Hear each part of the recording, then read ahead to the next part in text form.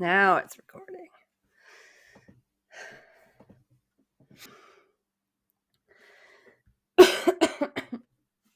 So, you are listening to Castles and Cryptids, where the castles are haunted and the cryptids are cryptic as fuck. And this episode is vintage as fuck. Yeah. I'm Woo! Alanna. I'm Kelsey. And is this a special episode? Yeah, I don't know. a little bit. Only because it's our also lovely co-host's birthday this week that this comes out. Yes. Comes out the day after my birthday. Oh, yes. Yes. Yeah. And we are going to be hanging out. Not that you guys care, but we are going to be having a good time. Just so you Yeah. know. Movie night. It's been a while since we've done that, so I'm excited. Yeah. Yeah, it's been a long time. Yeah. It's like we feel like we see each other because we like record and we're like up to date on stuff, but then it's like, oh shit, I haven't seen her for like a month. Yeah, that's true. It Definitely happens. helps. I'm terrible at keeping in touch with people. It's so true. It's like when Yes. like back when we worked at the same office, or I worked at the same office with some of my other friends, I would talk to them so much more. And now I'm like, Mm-hmm. we'll be like, oh, hey, thinking of you. It's like out of the blue. And then we're like, we should get together. And then it's like, shit, we don't talk for like another couple of weeks or, you know. Right? Yeah, I'm really bad for that. Oh, me too. It's It's hard. a Like you're lot. just like tired at the end of the day. Everybody's got so much stuff going on, and yeah, like you said, you're tired at the end of the day. Maybe you don't Yes. want to get together. It requires some work, that's for sure. That's what Yeah. everybody's got to admit. Well, in that case, we're happy you guys have decided to make friends of us for like 85 plus episodes. Yes. It's amazing. Our loyal 80. listeners. They are. They're our creepy people. Our cryptic people, I should say. Sorry. Yeah. That's somebody else's tagline. I don't know. Creepy people. But next time we're doing something creepy themed too, but we'll save that. We'll let you know at the end of the episode what we're doing next time. Yes. A creepy type of people for next episode. Yeah. No, anyway, you'll see. I'll make it make sense and it won't be offensive. Stay tuned. Stay tuned. Well, if this is your first time listening, welcome. That's always the thing. You never know when someone's just tuning in. So, welcome, you Yeah. darn cryptic cutie. You're here to see all the craziness and find out what's haunted or weird this week, just like us. Yes. Okay, so I just welcomed another member into our little cult. A friend of mine at work decided to start listening, and then when she did, this is what I was going to tell you before, but I thought it was funny. She came I was working sorting some mail in this room off to the side because, of course, I don't have my own office. I have a cubicle, but she came into the room and was like, sat down and was like, "Do you have a picture of Kelsey?" And I was like, wait, what? There's pictures on our Facebook and Instagram and the website. That's true. That's true. She doesn't have Instagram, but Mm. she should have maybe been able to see on our Facebook. But she didn't. She decided to come in and ask me. And at first I was doubly confused because there's also a girl I worked with at one of the other offices that I know she's friends with, and her name is also Kelsey. So at first I said, sorry, I wasn't sure if you meant your Kelsey or my Kelsey, because that was like the first thing she said. She's, I'm okay, your no. Kelsey. Yeah. There's a lot of Kelseys out there.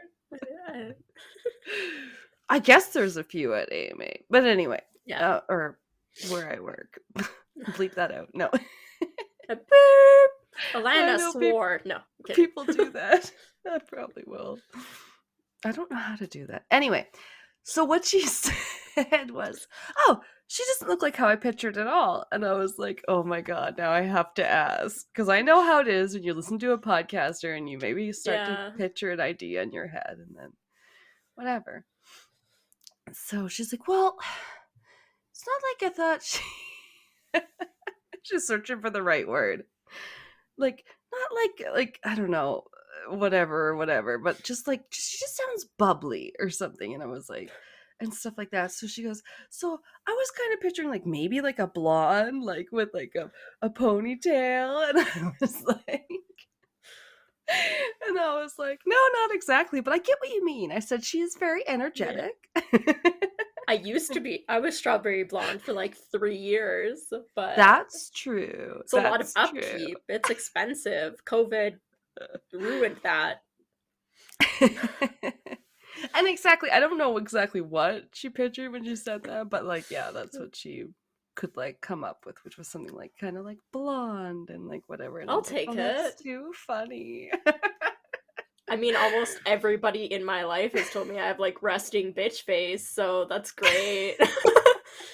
Great that I To look don't at give her, that. you wouldn't think she's nice. No, just kidding. Well, You're yeah, when I'm always talking, smiling though when yeah, you're because I'm trying to talking talk to to you. someone. Yeah. Oh my god, it was so embarrassing. She said that her husband walked in the room and was like, "What are you listening to?" And she was like, "Oh, it's my friend Alanna from work." And he was like, "Oh." And she's like, "It's like their first episode." Because she started from the beginning. Oh, And he's like, "Oh, yeah, okay, I can tell." And forgive and us.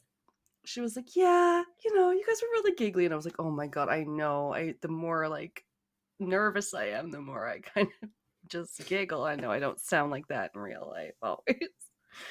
But yeah, it's definitely interesting when you're friends that haven't Yeah, like met your co-host or listened to any of your podcasts, start listening and then have questions. I I told my manager of my work our podcast name, and he said he was gonna check it out. So if you're listening right now, shout out to my manager. I don't know. Yes. Thank you for checking us Yeah. out. We appreciate it. It was a while ago, so he could already be like a loyal listener, and I have no idea. He's never said anything to me at work, so who knows? I know that makes it hard to tell. I've had some friends that start listening and then they haven't really said anything specific after, so you're like, Yeah, you eh, don't want to be like, so have you? Because that's so what's your awkward. favorite episode? Yeah, Yeah. no. I'll just never mention it again. Cool. It is hard, and I know other podcasters struggle with that too. Like starting out, Yeah. and they're like, "I feel like I can't talk about it because like I'm embarrassed," and then I'm like, "I get that too," but like I think after you've done a few episodes and then you have okay equipment, it's like, no, we should be like, I'm proud of this, you know? Yeah, almost everybody I tell is like, oh my god, that's so cool. I would love to listen to that. What's your podcast name? It's like almost every conversation exactly how it goes. So, Oh yeah, and people get excited once they see like my one friend was like, "Oh, you have like 80 some episodes already?" I was like, "Yeah, yeah. yeah, we do actually." So then people are like, "Oh, okay, this is legit." Yeah, Yeah. we've been going for a while. Almost 2 years at this point. End of March. Ah, Wild. crazy. Yeah. No, we're doing good. Um, Hmm. oh, should we tell about our new patron, speaking of which? Yes. You can take it away. We love to give shout out to those of our loyal fans that have loved us enough to join our Patreon. Oh my god, you should Yes. do Thank it. you. Thank It's the you. thing. It's the thing to Join do. the Illuminati. Yay. It's the best secret society you're ever going to be a part of. Yeah. So you get all the content. And Mhm. we did get a new patron, and her name is Ella. She is beautiful. So we just want to say thank you, Ella, for joining, yes, the Illuminati. Yes. Welcome. And we're so happy to have you here. And we hope you enjoy all the extra content you're going to get now that you have all our bonus episodes. Yeah. And you We should have all a join. lot. We have it's creeping up towards 20 like of our monthly bonus episodes, and we have video Yeah. mini-sodes we've done, and then video-sodes, what we did a quiz last year when we hit 50. We talked about our favorite Yeah. episodes and quizzed each other about how much we remembered about some of the episodes. Okay, I almost forgot we did that. Yeah, That was pretty fun. we have to do it again from episode 50 to 100. We'll do it again because it was cool. Yes. Um, It's tough. I did get that idea from another podcast Patreon I listened to from Night Classy, and they're like, it is hard to remember this stuff. And they're like teachers by day. And they're like, when we go over the lessons, like the lessons as they call it, they'll be like, I don't remember yeah. the ones you did, and I barely remember the ones I did. And I'm like, totally. But we both got like, I think we maybe got like one question each wrong out of like 10. So we obviously remembered Oh, a lot that's more than we good. thought we did. True. What But else? We've speaking of, done some yeah. cupcake things. We've done Yeah. what, tarot reading, tea leaf reading. Not just cupcakes, those were cryptid cupcakes. Cryptid They had cupcakes. eyeballs and things. I attempted to make so many Bigfoot cupcakes of the footprint and failed at every single one of them. Just looked Yeah, like that was brown hard. blobs. That was really hard. You couldn't distinguish the toes. The icing was too runny, I think. It's tough just to write with icing because I worked at the Yeah. bakery and the grocery store for a while, and like, yeah, even that is like, Yeah. you're doing cursive, you got the little bag, you're trying Oh, to squeeze it all out. I couldn't do it. Too much pressure. I would put happy birthday too many times. Be like, the pressure! I can't do it. Oh, and some people, yeah, they were the cake decorators and they did like the flowers and stuff. Like, I never learned how to do that. Yeah. Too much. But before, yeah, also with the Patreon shout out, I wanted to mention that our newest patron, Ella, has her own podcast that you can listen to. So, Wow, cool. yeah, I've checked it out. It is definitely handy. It is called For Better Self and Net Worth. See, I just pulled that out of my head there because I knew it. Listening. She's listening to us. Yeah. Oh, she has great guests. They'll be like people that are like speakers on self-help or like, financial people, like whatever, just people that can be helpful in different areas of your life and stuff like that. So yeah, I like a good listen to that every once in a while when I'm like, I need something to motivate me or inspire me or whatever. So yeah, I just wanted to mention that one too. So, and you can follow her on Instagram at Economic. Economic. I like it. Economic. Yeah. Oh, she's really cute. Yeah, she's been one of our little Instagram friends for a while there. And I love to chat with our little community on Instagram. They're so great. Like everyone from podcasts and stuff I've met on there has just been wonderful. That's awesome. Yeah. But that's our little Patreon plug because I did post on our Instagram too. I don't know if I said it on here, but our last one there was the 2 truths and a lie, scary stories, and that was really fun. Yeah, I hope we do that again. Yeah. And the only thing I have is a follow-up from last week's episode, I guess, because there was a thing at the end of my segment. I was trying to remember what, if you've listened back to it, the little dinners or whatever for the 13 Club, I said it reminded me of 2 things. One of them was the Midnight Club series on Netflix and how they get together and do their whole like horror story meetings at night. And the other thing, at the time I had completely forgotten and I didn't remember that night. I remembered a couple days later when I opened my Kindle at work and probably got enraged and infuriated in the middle of my lunchroom because the book I'm reading is actually what was the other thing that it reminded me of, because they do the same kind of thing. And the book is called The Night Circus by Aaron Morgenstern. And Morgenstern.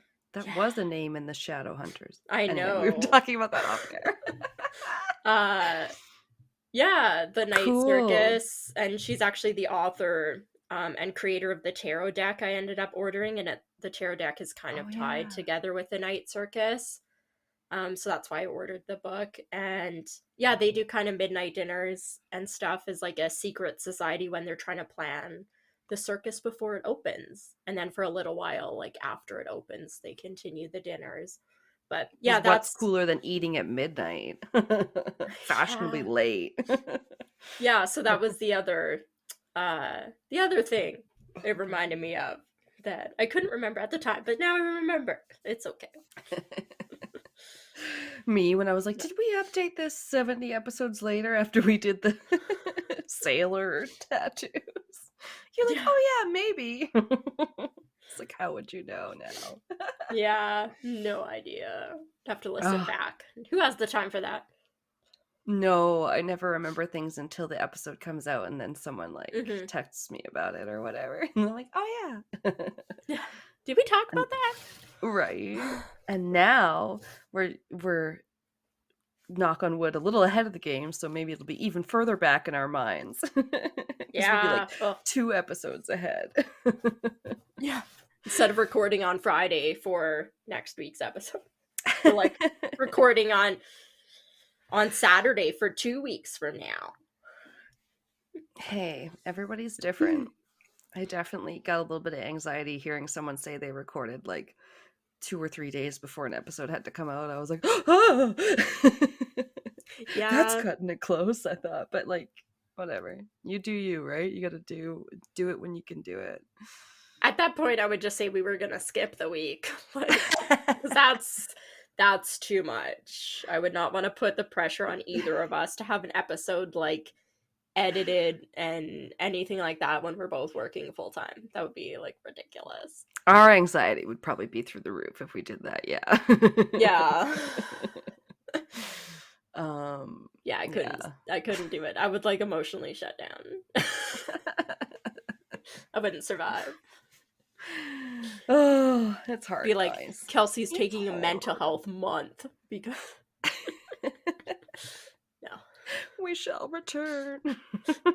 Sometime. And Kelsey's watched 100 movies on Netflix and feels better. Oh my god, but at least speaking of like depression and seasonal depression, the frickin' sun has been out and the days are starting to get longer. I'm Yes, just thank so God. happy. Oh, the other day It's too much. I was sitting on my couch and I was watching a movie and I looked outside and it was 4:58 p.m. and I was like, oh, the sun hasn't completely disappeared yet. Yeah. Hallelujah. It's still setting. It is because, Yeah. and then I go to work all day, and then I don't work near a window or anything anymore, Yes. and then I literally like don't see the sun, and it is a little depressing. I gotta say, I have that at my work too because the only windows are right at the front of our store and the cash register, like our right. cash area is against that wall, but it faces the back of the store. So Yeah, they are you usually might like that. not, unless you're kind of walking to the side to go and do something, you also may not see. You may not see the real world. All that exists You don't is feel the the store. touch of the sun for Yeah. months at a time. Yeah. All that exists is the store, and that's what they want. No. Damn, guys, we live far north, but anyway, we're coping with it, and we're just so glad to Yeah. be back with you again this week. And this intro's been super long. Anyway, Well, and we're we cutting talked for none like of it, 40 so minutes off air, so that I know we doesn't did. count. We've been talking for like an hour already. This is ridiculous. All right. I don't even really have a fun fact, so if you just want to Good. get right No. into it. I could probably think of some. No, don't. I've We been don't have the listening to- time. My segment's too long. I'm also dying to know what you did cover, speaking of which. I've dropped a few hints. Okay. Really? It was a birthday present to myself. Apparently I'm picking up on your hints like nobody's business. Well, I had told you it was somebody I've wanted to talk about, and I said I've Yeah? talked about. Well, this is like one of my maybe like 5 that I would ever want to talk about, and we've done Ed Kemper, and I already did Yep. DB Cooper. That's true. So this I is knew like those ones were in special. there. Yeah. Oh my god, really? Okay. Yeah, this is like in in that realm. If we were doing the newlywed test, I feel like I'd be failing right now. The newlywed game. Well, you'll What? know it as soon as I say Oh, it. 99% of the people will, and if you haven't, I'm sorry about okay, your. okay. So I probably I heard you feel talk about it sorry for before. your existence. No, kidding. Oh no. No Don't offense say that. I intended. hate it when people say, if you've been living under a rock, and I'm like, I guess I have been because I haven't heard of it. um, Okay. this, or I guess I looked up and had a lot of fun researching the infamous H.H. Holmes. Oh my god, Yeah. Happy no. birthday to me. Oh, that's a fun one. Not fun Yeah. at all, but really cool. There was a lot. I learned a lot. Was That very is a surprised lot. Okay, you talked about because being a big one, but I never thought H.H. Holmes. yeah, he had been on my list of Crazy. like maybe doing like a Patreon like takeover about him because it'd be like a lot. But Oh, in yeah. researching it, I discovered a lot of what we know is actually blown out of proportion and probably never Oh. happened. Oh, So that was wow. also kind of fun because I feel like I debunked myself in like everything I thought I knew about him and like how obsessive like I Crazy. was watching all these documentaries and all these things like people that are based on him and all this stuff and then I was like looking it up and after reading a few things it was like one source after another being kind of like yeah at this point they're like it's very unlikely all of this stuff ever even happened. So it's Oh kind of my like oh god. yeah. So in picking him, I Dang. kind of like schooled myself because I thought I knew all this stuff and was like all excited to be like, ooh, Murder Castle, gonna learn about all this twisted shit. And then they're like, it probably never Yeah. happened. And I'm like, oh, snap. Like, well, Interesting. yeah. The only one I can think of that felt maybe a little bit that way for me was I remember doing the Winchester one, and I was like, oh, it was a Yes. backstory I never had heard of that wasn't as sensational, that maybe she Yeah. didn't believe ghosts were, all gonna kill her or whatever. And it's just like, oh, but I can see how the other story kind of gets out Yeah. more. Yeah, maybe she just had Weird. arthritis and all of her stairs couldn't be more than 2 centimeters higher than the last. Yeah, she did have Maybe. those shallow steps or whatever. Yeah. And maybe she Oh just had my enough god. money to like reno her house as much Well, I as I like. did with like my Sims mansion. Oh my god, don't get me Every started. day, every day I demolish it and rebuild it, and they have no idea what's going on. That was me with any of my Barbie stuff. A Mm-hmm. hurricane! Now we have to set everything up again. Or a Whee! dollhouse. Like if I had anyway. Yeah, Um yeah. So we but yeah. have, yeah, I have a lot, Oh my as you can god. imagine. So I'm let's so get into excited. it. So the man known as H.H. Holmes or the Beast of Chicago. Oh yeah. That's a moniker. Yes. He was tried and convicted of killing at least one person and is suspected to have killed at least 9. But history, Oh, okay. yeah, Yeah, that is that's. lower than you'd think if you Hmm. know the case. Uh, in history, he's kind of been believed to be one of America's first serial killers, and he may still be a serial killer. But this notorious con artist, he was a huge con artist.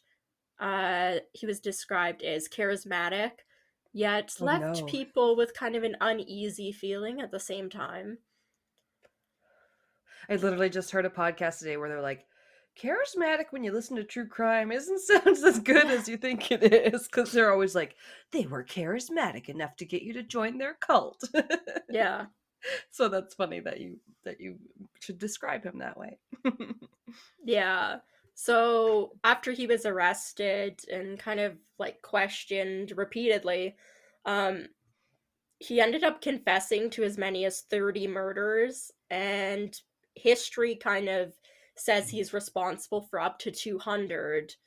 However, we may Wow. actually never really be able to confirm how many people he really did kill and just how he killed them because of a lot of unreliable reporting and a huge exaggeration of his crimes to the public. They called it Oh, like okay. yellow journalism. It was, Oh, that I don't know. sounds sort of familiar. Yeah, it was basically they're like trying to really like sensationalize to sell stories. So kind of like what we go through today. Oh, yeah, exactly. Just almost way worse. Yeah. Yeah. Huh. Um. Whatever So sells, baby. yeah. So H.H. Holmes was actually born Herman Webster Mudgett. Kind of my favorite last name, Mudgett. That, I think I knew that. Okay, I knew yeah. that before too. Yeah. Love He it. was later known as Dr. Henry Howard Holmes or H.H. Holmes. Henry Howard. Okay. Yeah, he named himself that. There's also a bunch of stuff I kept seeing about he picked the last name Holmes after Sherlock Holmes Oh because my he was the God. greatest detective in the world. I don't know if that's actually true. Um, And then he just wanted to go by Triple H. No, I don't know. That's yeah. there's a guy in the WWE who goes by Triple H, and it's not his Oh, real okay. name. But like, Uh, I don't know, he picked such kind of normal, yeah, bland Henry, sounding names. Howard, and Holmes. They're all very like almost being named like Smith, Robert Smith, John Right. Smith. But I guess it Yeah. has more of a ring to it or a smooth flow than Mudgett. Yeah. No offense if your last name is Mudgett. I love it. That's kind of a great name. Somebody bring it back. I feel like I've never met a Mudgett and I want to. Would that be a great dog name or terrible? I don't know. Mudgett. Here, Mudgett. It works. Come here, Mud. Mudge. Mud. My mom's ex had a cat named Doge. I told you that, right? Like Oh, yeah. Dogecoin. Yeah. It was cute. I liked it. Uh, yeah. So Holmes was born May 16th, 1861. So technically, this isn't Damn. a vintage crime because when I had told you this conundrum about Googling vintage, and it told me vintage is like anything older than 25, base 2025, but younger than 100. And I was like, oh, this doesn't work because it's like 160 years ago.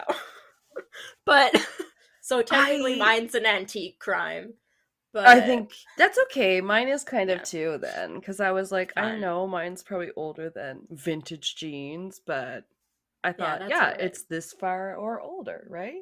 Yeah. They're both So he was antiques. born in New Hampshire in the US, and his mother's name was Levi Horton Mudgett. And Levi. Hmm. yeah, I think it would be Levi. It's spelled like Levi's, the jeans. So. Right. I think that's one of Matthew McConaughey's son's names, actually. So that's why I Oh, was like, oh, for nice. a girl. Okay. Hmm. Yeah. And his father was Theodate Page Prince, or Page Price. Oh, Yeah, still weird. Theodate. Yeah, Page Price. Yeah, And not both Theodore. Yeah, I Theodate. kept thinking Theodore, but no, it's Theodate. Hmm. Okay. And both his parents were descended from the first English immigrants in the area, Oh, in New wow. Hampshire. Yeah. And Holmes was the third child. He had an older sister named Ellen and also an Oh. older brother named Arthur. Okay. And Those are then there super was, English. yeah, he had a younger brother named Henry and also younger sister Mary. Aw. I don't ever know what happened to any of them. We never hear what happened to any of them again. Hopefully that's a good thing. Yeah. Holmes' father came from a farming family, and he himself often worked as a farmer, trader, and even a house painter. So, just kind of handyman, laborer, I Yeah. guess. Later Some odd accounts, jobs. Yeah. yeah. The later accounts of Holmes' life say that he or claim that he tortured animals and that he was abused by his violent father. However, eyewitnesses' accounts of Holmes' childhood don't show any really record of either of these, but we don't Hmm. really know, I guess. Like, abuse can happen, Yeah. so I wouldn't discredit that. But there's no Yeah. confirmation he was like running around torturing animals, even though a lot of stuff talks about like him doing taxidermy and like mutilating live animals. Yeah. I mean, There's the records couldn't have been good at that time, so it would just Yeah, that's be, fair. yeah, people talking about it. Yeah. Pardon. Holmes as an adult was known as a quite proficient con artist. Oh. His crimes included insurance fraud, a whole lot of it, which we'll get into. Oh no. Some swindling, some check forging. There was 3 or 4 bigamous illegal marriages, which we'll get into. Okay, so it's like some of Yeah. this could be for money, but some of it's maybe just more for hmm fun. There's also horse theft and the murders that I kind of talked about. Yeah, right. So leading up to Holmes as an adult, he graduated from Phillips Exeter Academy at age 16. So I think that Oh would just wow. be like high school. He took Yeah. teaching jobs in nearby cities. In 1878, he married Clara Lovering.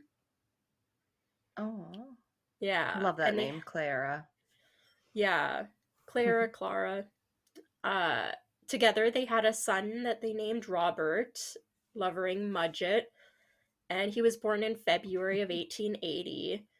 After this, Holmes enrolled at the University of Vermont in 1879, and he at that time was 18, but he ended up leaving after only 1 year because it said he was unhappy with the school, and like it kind of felt like he was unhappy with like the quality of education that they provided. Oh Um wow. yeah. So Snooty. like No. yeah. uh Later in 1882, he entered or enrolled at the University of Michigan's Department of Medicine and Surgery, where he graduated in June 1884 after he passed his exams. Okay. I feel like people Mm-hmm. talk about that in connection to some other theories that he had a medical background. Did you? Yeah. Yeah. Yeah, there's some Come stuff across about that. that. I didn't really get into it but Yeah. um yeah. There's a reason I didn't go down that road. Oh, But so I have at the okay. end. But Yeah. you do have okay, okay. I You'll do know, I guys. do We'll know what talk you're about it. talking about. Yeah. Okay, okay. We'll Um mention it then at least. so getting into kind of like how he started being, I guess, semi creepy in his life. Yeah. And when I talk about semi creepy, it's actually something that was extremely common at the time for the Oh, medical okay. practice. So while he was enrolled in, I think, the University of Michigan, he was working in the anatomy lab under Professor William James Herdman, who was the Okay. chief anatomy instructor. Mm. And him and the professor were said to have planned several grave robbings to supply medical cadavers, which was extremely common at the time because they couldn't Right. get them any other way, Yeah, basically. yeah, yeah. Definitely heard of this Yeah. happening. Just more for, and they want it for medical purposes, for Yeah, learning. it was like actually for medical purposes. It wasn't to do like creepy things with that people talk about him doing. No, it was Just a like normal literally, autopsy. yeah, it was literally Yeah. for medical students to practice. The professors had no other way for them to have like cadavers and bodies for them to practice surgeries on. Mm-hmm. And he later apprenticed in New Hampshire under Newham White. I think that's how you say that, who advocated for human dissection. Because at that time, I feel like it probably was only just starting. Like, probably Right. like autopsies, that kind of stuff. I don't invasive Yeah. surgery, I guess. Because science was just starting too. So Yeah. when you think about it, yeah, people were well, just from reading things in the 1700s, like historical fiction, they were like so fucking religious. They're like, you're gonna cut open a dead body? And you're like, yeah, I want to see why they died. And they're like, that's so Yeah. blasphemous. I'm like, which rightly so. Like, they hadn't really seen much of anything like that at that point. Most Yeah. common folk. So they're like, you want to cut open a what now? Yeah, if people are super religious, they're not going to give you permission to cut open like loved ones to study their bodies, so they are going to rob their grave after. I'm sorry, but Yeah, it would be seen as a total desecration of the body yes, for sure. 100%. And it's awful, but we owe a lot of what we know today to this practice.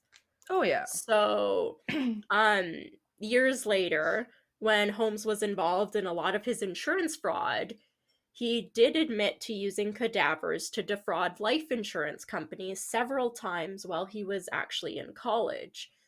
What he would do is he would steal bodies from the morgue or rob a grave, and then depending how they died or what condition the body was in, he would disfigure it in order to make it look like they had been killed in some sort of like accident. And Oh. but yeah, so like car accident or like work accident, whatever. But before he would do this, he would take a life insurance policy out on that person with him listed as the beneficiary. So when he like gets their body and disfigures it, he leaves it somewhere that it can be found. And when it gets found and that person gets pronounced as like dead, he would then, as the beneficiary of their life insurance policy, he would collect that money from the insurance companies after their death was supposedly to be ruled accidental. He just like stumbles upon them dead in the first place. Well, it said he was like Oh. robbing the graves or stealing bodies Oh, from the right. morgues.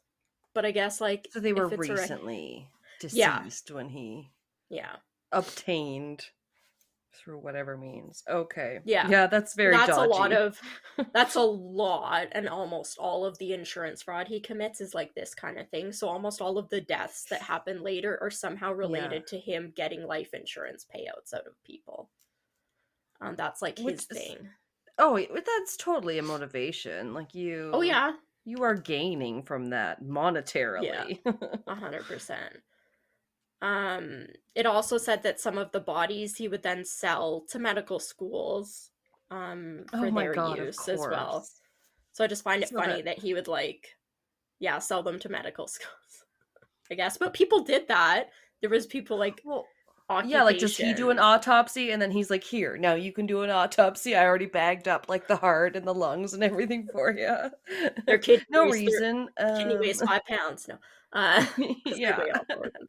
I mean, it was an accident how he died, but I got all his money. Yeah, Yeah. and I did not know him at all. Oh, Um, right? Dang. These it insurance companies of old. They were not yeah, good. no. So housemates of Holmes say that he treated Clara, his wife, pretty violently. It's Oh. reported. And in 1884, before his graduation, she had actually already moved back to New Hampshire and didn't see him again. Like, didn't wanted nothing to do with him. So their Okay. son couldn't get confirmation on what happened to their son Robert, but after Holmes moved to Moores Forks, New York, after she moved away, a rumor started spreading that Holmes was seen with a little boy who later disappeared. It didn't Oh. say who this little boy was or that it might possibly be his son. I'm just throwing that out there. Um, Weird. Holmes claimed that this little boy went to his house in Massachusetts, like the boy's house, go back with his family. But there Hmm. was never any investigation that took place, and Holmes ended up leaving town shortly after.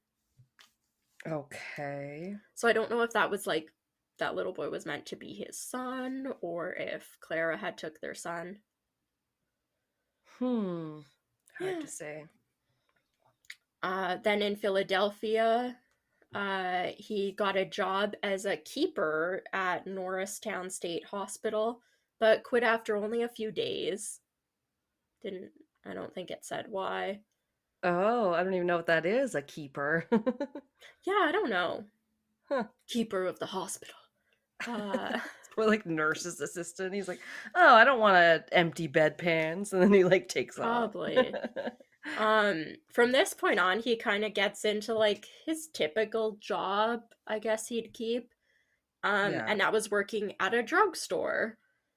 And while Okay. working there, there at the first drugstore, it said while he was working there was a boy that ended up dying after taking medicine that was purchased at the store. Oh no. Um, Holmes denied any involvement and immediately left the city. It didn't say if like Holmes was even the one that like gave it to the kid or what. That's the only details I Interesting. found about that. Right, but But he may or may not have left the city immediately. yeah, he tends to leave cities constantly, like every few years. He hops somewhere new. But Gets again, too con hot. man. Yeah, con man. I Yeah. mean, Yeah, that makes he sense. ended up changing his name to Henry Howard Holmes to avoid any of his prior Uh, scam victims being able to find him under the name like Okay. Mudgett or anything. So that's why he changed his name. And he ended up finally moving to Chicago. And because he wanted to call himself Triple H. Yeah. Ha ha I don't ha. know. Just a Uh, theory. in 1886, he married his second wife, Myrta Belknap, in Minneapolis, Minnesota. Okay. And he ended up filing for divorce from Clara just a few weeks later, saying that she had been cheating on him this whole time. And Oh, okay. yeah, uh, Well, okay. yeah, this, Divorce was different back then. yeah, I'm surprised they have it. Like, when did divorce happen? Like, Yeah. that seems very early. I was kind of surprised. Well, in the one of the historical damn books I'm just reading in the early 1800s, they're like, I want to divorce her because she tricked me into it, and they were like, yeah, you'll probably need more reason than that. Like you Mm, like apparently had to have yeah. the best, like they're either cheating on me or whatever, you know what I mean? Like they're dead, and then you can like divorce them. It's just like I Jesus. guess that kind of makes sense because it said that this claim of her supposed infidelity couldn't be verified and that the divorce didn't go Oh. through, as it said that paperwork later indicated she had probably never even been informed that he had filed for divorce, and therefore the divorce of like Holmes' divorce that he had filed against her was like dismissed. It never went through. Oh, okay. Wow. Yeah. So they were still So, legally married, and now he marries this other woman. So he's married to two women. oh, And that's how we okay. get to Well, all these that's illegal, like three, maybe four illegal marriages, because he technically was never divorced from Clara, and he keeps it's getting just so married. crazy that they couldn't just say like what is it, irreconcilable differences, you know? You can't just be like, Yeah. I don't love them anymore, like we are not good together. You had to like come up with a Yeah. better quote unquote reason. Yeah. Well, also, I guess they never heard from her because she may have never even been informed that he was looking for a divorce. So who Hmm. knows? Yeah. Um, so this same year he gets married, Holmes begins working at a different drugstore. Um, stuff kept seeming like uh the owner was a man, but it said that the name of the owner was Elizabeth S. Holton. Oh. So I'm not Sounds like a exactly woman. Yeah. It said that Holton gave Holmes a job and he proved to be quite the hardworking employee, so they liked him. And Yeah. though some reports claim that Holton was elderly and that him and his wife vanished after being supposedly killed by Holmes. That's a big theory. A lot of stuff about him killing these people. Um, it was Okay. later confirmed that Holton was only a few years older than Holmes at this point. So, what, Holmes would have been like 63? Or no, not even. He'd be like 23. And it said that Oh. Holton was only a couple years older than him. So he was not an old man. No. Um, Okay. yeah. Interesting excuse. It also said that there was some confirmation that Holton and his wife had actually like left the store kind of like to Holmes, and then they had Okay. moved, like kind of moved a little bit, but they were still in the area. And they ended up dying supposedly in the mid 1900s. So like Damn. it's very unlikely they were killed by Holmes, if that is in fact true. But Okay. there's a lot of stuff being like, Interesting. this is some of his first kills. He killed the couple so he could have the drugstore all to himself. Right, and then it's like disproven Probably almost. not true. Yeah. So weird. But Um, I know, yeah, it does make yeah. sense the way things get blown out of Yeah, there's a lot proportion. of it in this one. I was quite surprised how like almost everything I thought I knew. Um, I guess I knew a lot about like his specific insurance fraud things that he had done, so like that stuff was true for the Okay. most part, but it was like all the stuff, basically everything else ended up being like wrong of what I thought I knew, which was wild.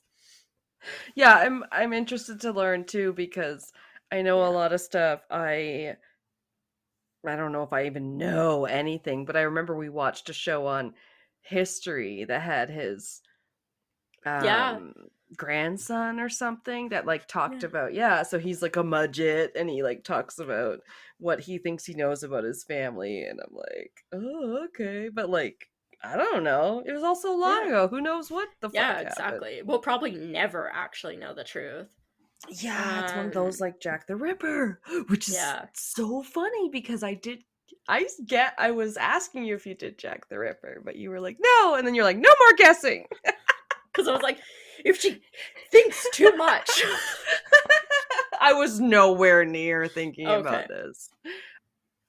All right. So, in whatever way that Holmes ended up getting this drugstore, he ended up purchasing the empty lot across from the drugstore. And in Oh. 1887, the construction began on this historical, two-story and one full block long from like one street to the next. It was huge. Oh, And it was wow. 2 stories. It was designed to be a mixed use building. So on the main like ground level, there was going to be retail spaces, including a new drugstore. And then on the second floor, it was supposed to be Holmes' office, and then some like apartments, like long Okay. term, like regular style apartments that people would like rent and live in. Yeah. And in 1888, Holmes was sued actually by the architect and steel company during its construction after he failed to pay them because he's a con Oh, artist. Um, just yeah, please build this. We'll talk money later. yeah, basically. Jeez. Um, so Holmes and his second wife Marta, they ended up having a daughter that they named Lucy Theodate Holmes. Aw, So she has her cute. dad's middle name, like dad's first name as her middle name, which I always loved when people do that. It's so cute. Yeah, I know. I was gonna say in some, Yeah. or that makes me think of in some cultures where it's part of the culture, like the Yeah. in Russian, you get the dad's first name as your like middle name. Very cool. And like, well, and then that made me think to myself, well, my daughter, Rain's middle name, I gave her my first name as her middle name. And I'm like, I guess I just Yeah, inadvertently you made did that a that. bit of a tradition. Yeah. Yeah. Yeah, But people have cool things. Like my yeah. sister-in-law and her family, her and her sister, she has older sister and a younger sister. In Oh. her family it's tradition that all the women, they don't go by their first name, they all go by their middle name. So like my Oh. sister-in-law, the name like I know her as and stuff isn't her like legal first name. Oh, It's actually her really? middle name, and like same with her sisters and everything. Like that's not their names. Okay, yeah, because yeah, Yeah. if I remember correctly, you call her Kate, but that's not her real No, name. no, no, Interesting. that's her middle name, and it's like through like their family. It's a family tradition. Huh. Yeah, That's which cool. is kind of cool. So you got to make sure the middle name is real good. better than the first name, I guess. Yeah, I wouldn't have put my first as Rain's middle name if I didn't actually like it. I do. Yeah. Yeah, not just for a tradition or whatever. Yeah, so they have Lucy Theodate Holmes in July of 1888 in Chicago. And the three lived Oh. as a family in Illinois, where, well, Holmes actually spent most of his time in Chicago on business. I assume, like, working on this building and working at the drugstore, I guess. And there's somewhere else in Illinois, you said? They're in Illinois and he's in Chicago. But Chicago's in Illinois. Oh, I don't know where they are in Illinois. Sorry. Yeah, they're somewhere. They're probably more. He's in the city, and I guess they're probably Yeah, more in like farmland or on the outskirts of the maybe. city, I It would didn't guess. say. I assume they're not with him, though. Yeah, Uh, that would make sense considering what he seems to get up to. yeah. Yeah. In 1892, Holmes began construction on the third floor of the building, and he told investors, because he's a con man, that it would be for a hotel and that construction would be Wow. completed in time for the upcoming Columbian Exposition, or more commonly known as the World's Fair, that would take place in Okay. 1893. Oh, right. Yeah. That was like Yeah. the big thing then. We had it in Montreal one year and it was like, woo. Yeah, it's They like, insane. yeah, it's like when the Olympics come. They're like gonna build extra things if they have to, if they're hosting I it or feel whatever. like I have no idea how many people actually visit to see the Olympics live, but it said Yeah. that in May of 1893, the World's Fair opened and it ran for 6 months. And over its 6 month run, it drew in more than a reported 27 million visitors in 1893. Wow. 27 million people, which I just mean, like, over 6 months though. Yeah. yeah, Okay. like, holy shit. Yeah, that's a lot because they had to travel And far to how get much there. Like, money and like the length of right. time it would take to get there when you're traveling. Right, I shouldn't say travel far because wherever you are, you're gonna have to travel the same distance, Yeah. but it was harder to travel then. Yeah. Like, and probably It's- so much like more expensive to like charter boats and like all yeah, it that takes you shit. so much longer. Yeah, like what is this 18? Yeah, they're like coming by wagon or Yeah. whatever. Yeah. Oh, damn. So as you can imagine, a whole lot of these tourists that arrived in Chicago never returned home. I mean, it's a big like tourist thing and Oh, it do you mean happens. like they just stayed? Not that they No, they died? like no, they died, disappeared. A lot of people did. I Oh, feel like that's why so okay. many murders get attributed to Holmes, is just like so many people just disappeared because it was like before the Harder to keep track 1900s, of and like, people. yeah. Yeah. Yeah. That's During this fair. time, he decided to marry his third wife. Hell yeah. I think her first name is pronounced Georgiana. Oh, that's pretty. Georgiana, and her That last name's Yoke. sounds right. And it's what? Yoke. Oh, Yoke. yolk. Yeah. That's funny. They got married in January of 1894 in Denver, Colorado. Don't know what he was doing in Colorado. The And Mile High City. yeah. Yeah. And this was his third wife while he was still married to both Marta and Clara. Oh, yeah, that Yeah. sounds familiar. He's just too lazy to finish out the other relationships. Or who hmm knows? Like, are they just waiting somewhere for him? He just left them I behind? I feel like, yeah, he's yeah, it didn't really say if he like Okay, follows up with Marta ever to see her again, like what's going on. right. So we just don't have much information. Okay. Yeah. So when the World's Fair ended up ending, Holmes left Chicago due to a pretty big economic slump that happened in Chicago, and he ended up abandoning the building, Okay. which we'll get more to the building and its purposes and what it had going on later. Oh Um, no. dun dun That's my dun. favorite though. He started It's up so morbid. more insurance schemes around the US, and he briefly stayed in Fort Worth where he had Okay. inherited a property from the Williams sisters, Minnie and Anna. So, like, in Texas? Fort Worth? Yeah. I assume so, yeah. Okay. It said he had inherited this after he had persuaded them into signing over the deed of their house. But in all the sources, when it lists Holmes' marriages, it lists Minnie Williams as his like fourth and final wife. So, or like his third wife before he got married to Georgiana. So like he may have persuaded Okay. them into signing over the deed in his name, or he may have just gotten married to Minnie. But he did end up killing them both. These are like two of his kind of like quote unquote confirmed like kills. He is believed to have killed them. Oh. So after he either got them to sign over the deed or just married Minnie, the house got left to him. So So you're saying he definitely killed his last two wives? Did I get no, that? just Minnie and Anna, like her sister. Her sister. Okay, gotcha. Yeah. Um Dang. so while he's here, he once again tries to build an incomplete structure and then gets in trouble because he doesn't pay the suppliers or the contractors, and he again just abandons it and leaves the area, leaves this house, leaves the building You gotta project, have everything. Sarah Winchester money. You want to build the giant He don't got it. maze-like house Yeah, with he your tried. crazy architecture. Like, you gotta be able to Yeah. pay the man. It's kind of like the rest of this timeline is very confusing. I tried to piece it together the best I could, but Fair um enough. around this time it said that he stole some horses from Texas and had Oh, them shipped to St. Louis to be sold.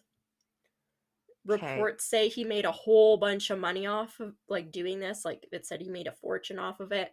But Damn. police kind of caught on, and he was, some say he had like a warrant out for his arrest, and others say that he was arrested for this and sent to jail. Oh, But okay. Either it, way, he's like known to the cops now, probably. yeah, 100%. Um, Either way, somehow he is in jail because this next thing that happens is Home plans a new insurance scam with his cellmate, Marion Hedgepeth. All right. These names. They're great. Yeah. Um, Edge Peth? Like, yeah, oh, Peth, Hedgepeth. oh, interesting. So their insurance scam was that Holmes would take out an insurance policy uh, on himself for $10,000, and that they would fake his death, and then he would pay Marion Hedgepeth like $500 for his help in this whole scheme, as well as for him being able to provide Holmes with the name of a lawyer that would be able to help them like fake the documents of like his death and this life insurance and stuff. So like Holmes Oh. would fake his own death, but he would have life insurance out on himself basically, and he would get $10,000, and he would give Hedgepeth like $500, I mean, which I seems pretty shitty. guess we could pull it off. Yeah, it's pretty crazy. So after Holmes is released from jail, he attempts to go through with this plan of faking his death. However, the insurance company gets suspicious and they refuse to pay him. Good. So, yeah. They're always suspicious. Yeah. Because we've learned over the centuries in Right? insurance. Yeah. We have to like err on the side of caution. You can't just believe everybody. Right? So Holmes wasn't finished with this plan yet. He decides to try it again. Sometime Oh, I think fairly like recently after the first time failed. This okay. time he gets the help of someone else. He decides to take out the policy instead of on himself. He takes it out on his friend Benjamin Pitzel. Pitzel? Ooh. Is he Who gonna was kill Benjamin? Ah. maybe. Oh no. Benjamin was a friend and also a fellow con man who worked with Holmes on like a few other kind of cons that they had going on. Ooh.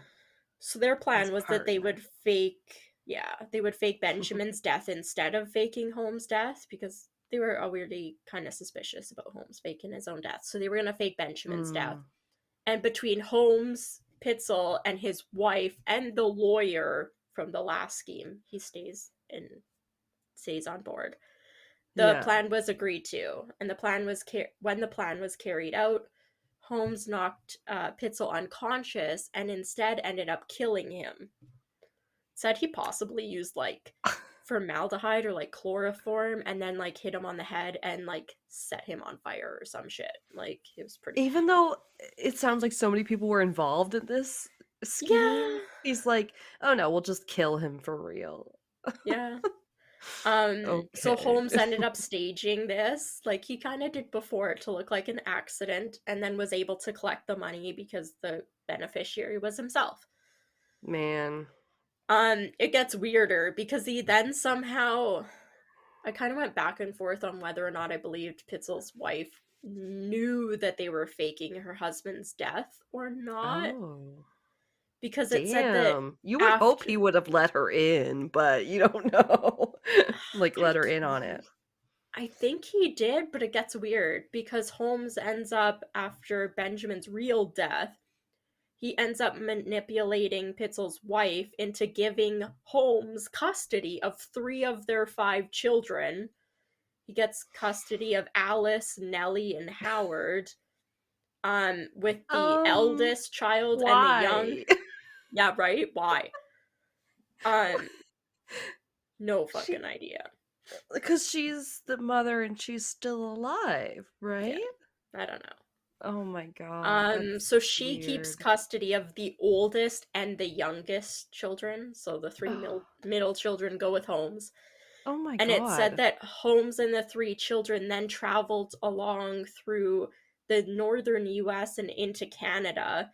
At the same time, he also paid to have Mrs. Pitzel and the other 2 kids travel in a parallel route to them, but not in contact with each other. So like she never knew where her children were, and the children never knew that she was so close. He like somehow What? orchestrated this like stupidness. I don't know.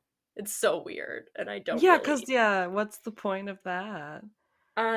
Yeah. So they were And they all get supposedly to the same destination no, they or like am never I meet.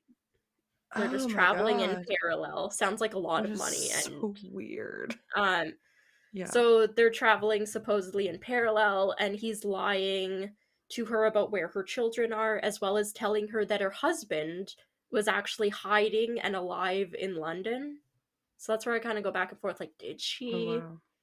know? Like, or did she think it was part of the scam? Like, oh, he faked his death. We got the payout. He's hiding in London, and we have to keep up the ruse of him being dead. Or did she not know Oh, that this was a whole yeah. ruse and that like Holmes had got a payout or something? I don't really And know. already killed her husband. Yeah. Right.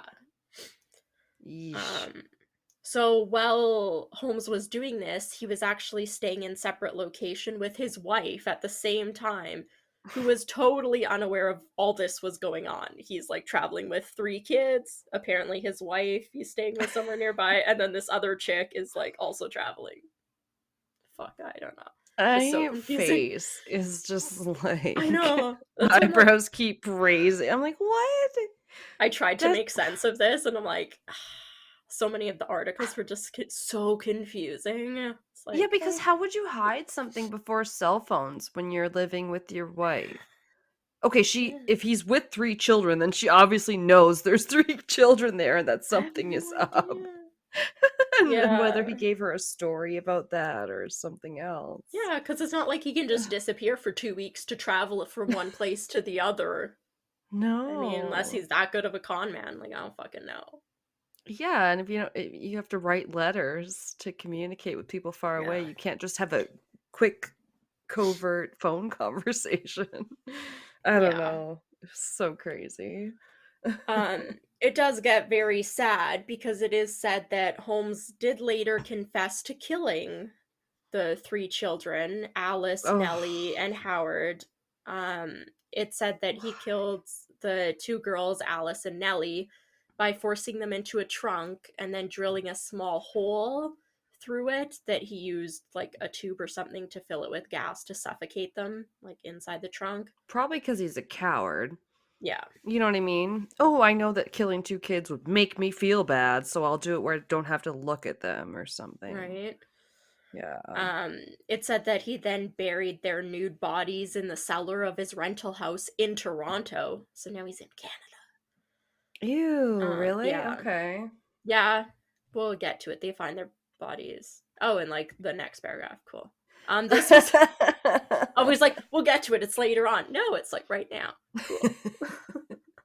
Hey, Yeah, nothing could some be of my worse notes, like, than me knowing what order my numbers went in last episode. I it was so swear this funny. one's I much loved it. better. Yeah. Good. You're like, I put these in order, and it's like 1, 3, 9, 7, 2, and then you're like, okay, we're done with the numbers, and then we talk about like something for like 5 minutes, and then we're back to numbers. Wait, I have more on numbers yet. I was like, what's Welcome going to on? my chaotic mind. Yeah. So the next part was just from Wikipedia because I kind of liked how they had it. Yeah. And it said, quote, Frank Geyer, a Philadelphia police detective assigned to investigate Holmes, and find the 3 missing children, found the decomposed bodies of the 2 Pitzel girls in the cellar of the Toronto home. Detective Geyer wrote, Okay. quote, the deeper we dug, the more horrible the odor became, and when we reached the depth of 3 feet, we discovered what appeared to be the bone of the forearm of a human being. Geyer then went to Indianapolis, where Holmes had rented a cottage. Holmes was reported to have visited a local pharmacy to purchase the drugs which he used to kill young Howard Pitzel, as well as a repair shop to sharpen the knives he used to chop up the body before he burned it. And the boy's teeth and bits of bone were discovered in the Holmes chimney. So that's how it was said that Oh, he killed the boy. okay. That was the Yeah. 3rd child. He was found in the chimney. Yeah, that was Ugh. Howard. God damn. That's rough. Yeah. So And killed those their 3 dad and then kids. Like, yeah, like I don't really get why was maybe he able to thought, take them away? well, like that too, but like if you view it like a con man, like everything he does is about making money. So like what Right. purpose was taking these 3 kids away from the mom? Yeah, the motivation. Yeah, to like get It's money for them, and then what did he decide, oh, I'm not making any money out of this, so I'm gonna get rid of them? I feel like that was kind of like the thing. yeah. Like, how did you expect to make money out of them in the first place? Yeah, they're Really? kids, not Yeah. just little slaves or whatever. Um, Yeah, that probably didn't work out exactly as he'd planned, I guess. yeah. So that brings us to his arrest. At the time of Holmes' Damn. arrest on November 17th, 1894, he had more than 50 lawsuits against him in Chicago alone. Like, people were Wow. pissed. He had I pulled guess so. so many like scams on people, it was insane. There's like no details really about any other ones, but I'm sure there's like a whole bunch.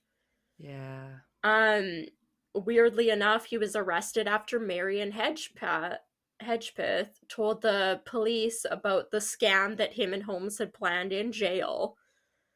Uh, and he told police about Oh. it because he was upset that he had never received any of his promised $500.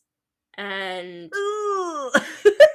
yeah, I was just like the cringe emoji for a minute there. yeah. Like, what? You think the So, police are gonna help you get your money from your little well, scam, your because of portion? this, they figured he's attached to like Benjamin's like death, and like he got a payout from that. So that's really what like triggers them. So the police end up tracking down Holmes in Boston, where they arrest him, and that's kind of like when they find the bodies of the kids, and everything is after like this confession.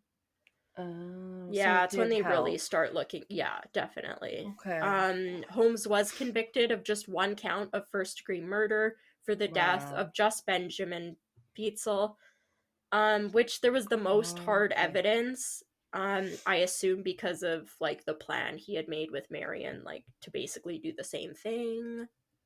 Yeah, and how much evidence they could really find back then.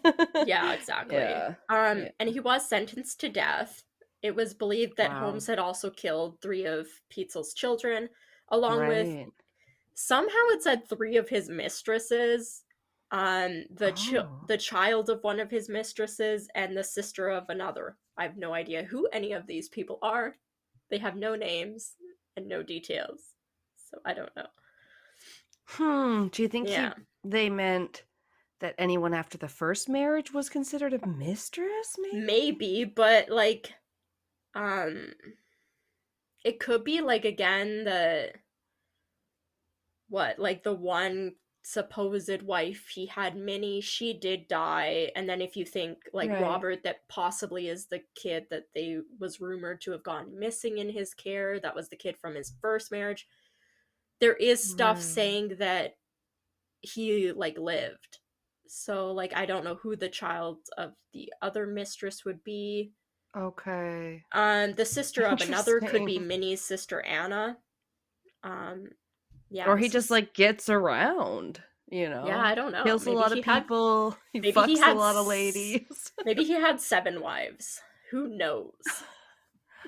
I think there's an Like, old like play or something called Seven Wives for Seven Brothers. Seven oh yeah, wives for one for brother. Mr. H.H. Holmes. For one asshole. Yeah. While awaiting his execution, Holmes confessed to 27 murders, but Oh, he he seems to confessed just, to 27. yeah, he's Okay. just like, "Oh, bring my number up. I'm so cool." But That he too, yeah. he was really kind of strange, because actually they figured out that a bunch of the murders that he said he committed, the supposed murder victims were verified to still be alive and well. So like, that was cool. It's so confusing. I murdered Some 27 killers, people. Some of them are still yeah. alive. Yeah, yeah, Um yeah. He's not hiding his number. He's inflating his yeah. number, which is isn't that what they say guys do with their sex number? Multiply it by 3, that's how many. No, divide it by 3 because they say guys will exaggerate how many sexual Yeah. partners they've had. Whereas they're like, "Oh, they used to be like with girls, then you divide it by 3 or something." Or multiply it. Whatever, you know what I mean. The opposite. Yeah, so a bunch of these people reportedly were still alive. It said that at one point, getting into kind of like this shady journalism going on, it Hmm. said that Holmes was even paid $7,500, so a shit ton of money back then, Yeah. by Hearst newspapers in exchange for this confession that he wrote, which was quickly found to be mostly nonsense. It's like, da da da da da, pay me money, I'm on death row, what does it matter? Oh no. Uh, Good job, guys. in parts of his claims, he said he killed his former medical school classmate Robert Laycock in 1886 for insurance fraud, like part of his, like, I got Oh. money. However, Laycock died in Ontario, Canada in 1889. So 3 years after Holmes claims he killed him. Oh, Yeah. okay. So that didn't line up. No, yeah, so he was one of the ones that they verified, like, confirmed, no, you did not kill him. Oh Uh, my god. Line there's up some my weird ass. stuff about his, like, supposed death. A lot of people talk Yeah. about, because it's kind of Cool. weird. So Holmes was put to death by hanging, on May 7th, 1896, just 9 days Even though they could before. only convict him for like one or Just the one, something, yeah. He right? was sentenced to death for Interesting. that. No, that's good. Um, Yeah.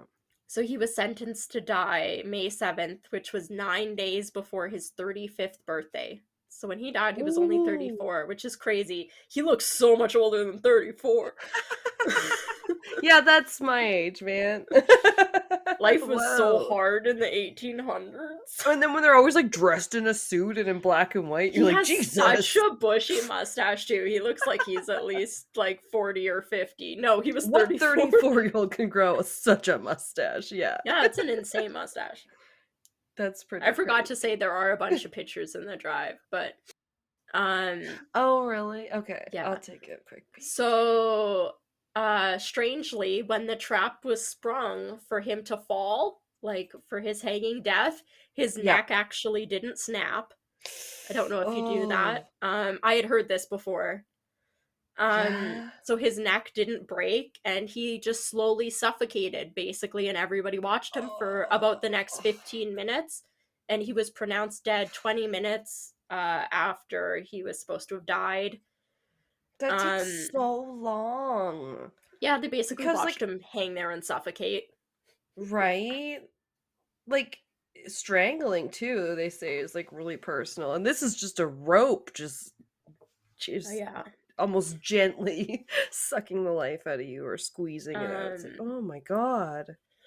I've heard about things where people, um, if it wasn't happening fast enough or didn't snap their neck right away, oh that yeah, friends of they theirs would go and pull on the pull their feet. legs. Yeah. Yeah. I don't think he Oh. had any friends in the room. Yeah, no Um kidding. they were like, let's poke him with a stick. Yeah, the Uh ex-wives are like, I'm good. yeah, I have no idea. Um Damn.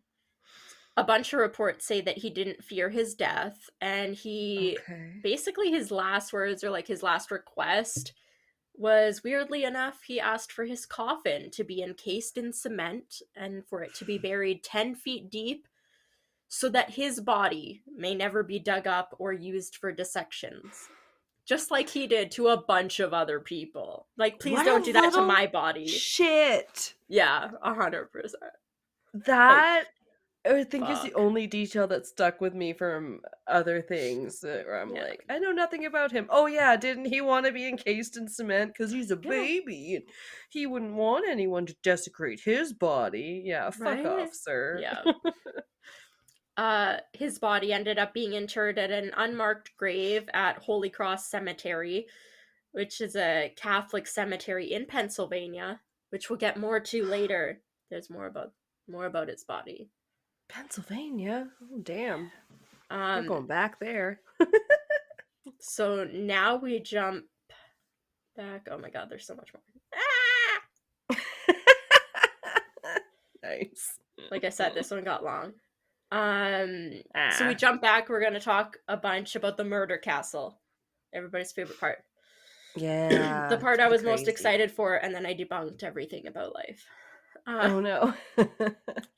so, uh, much of the lore about this murder castle, along with the hundreds of murder victims, is considered to likely be exaggerated or just completely fabricated by the press for this like sensationalized tabloid stories. Hmm. And Okay. many of these inaccuracies and errors have continued to be told due to ineffective police investigation at the time and the press that's caused these quote facts to be taken as historical record. Oh, really? Yeah. So the Damn. lore around the famous murder castle is this: Holmes reportedly fired and rotated all construction workers so that no one but him would know the true layout or blueprint of the house. That Reports, sounds very Sarah Winchester-y, the way they yeah, depict her. I just gotta say, that made me think of it again. yeah. Okay. Yeah.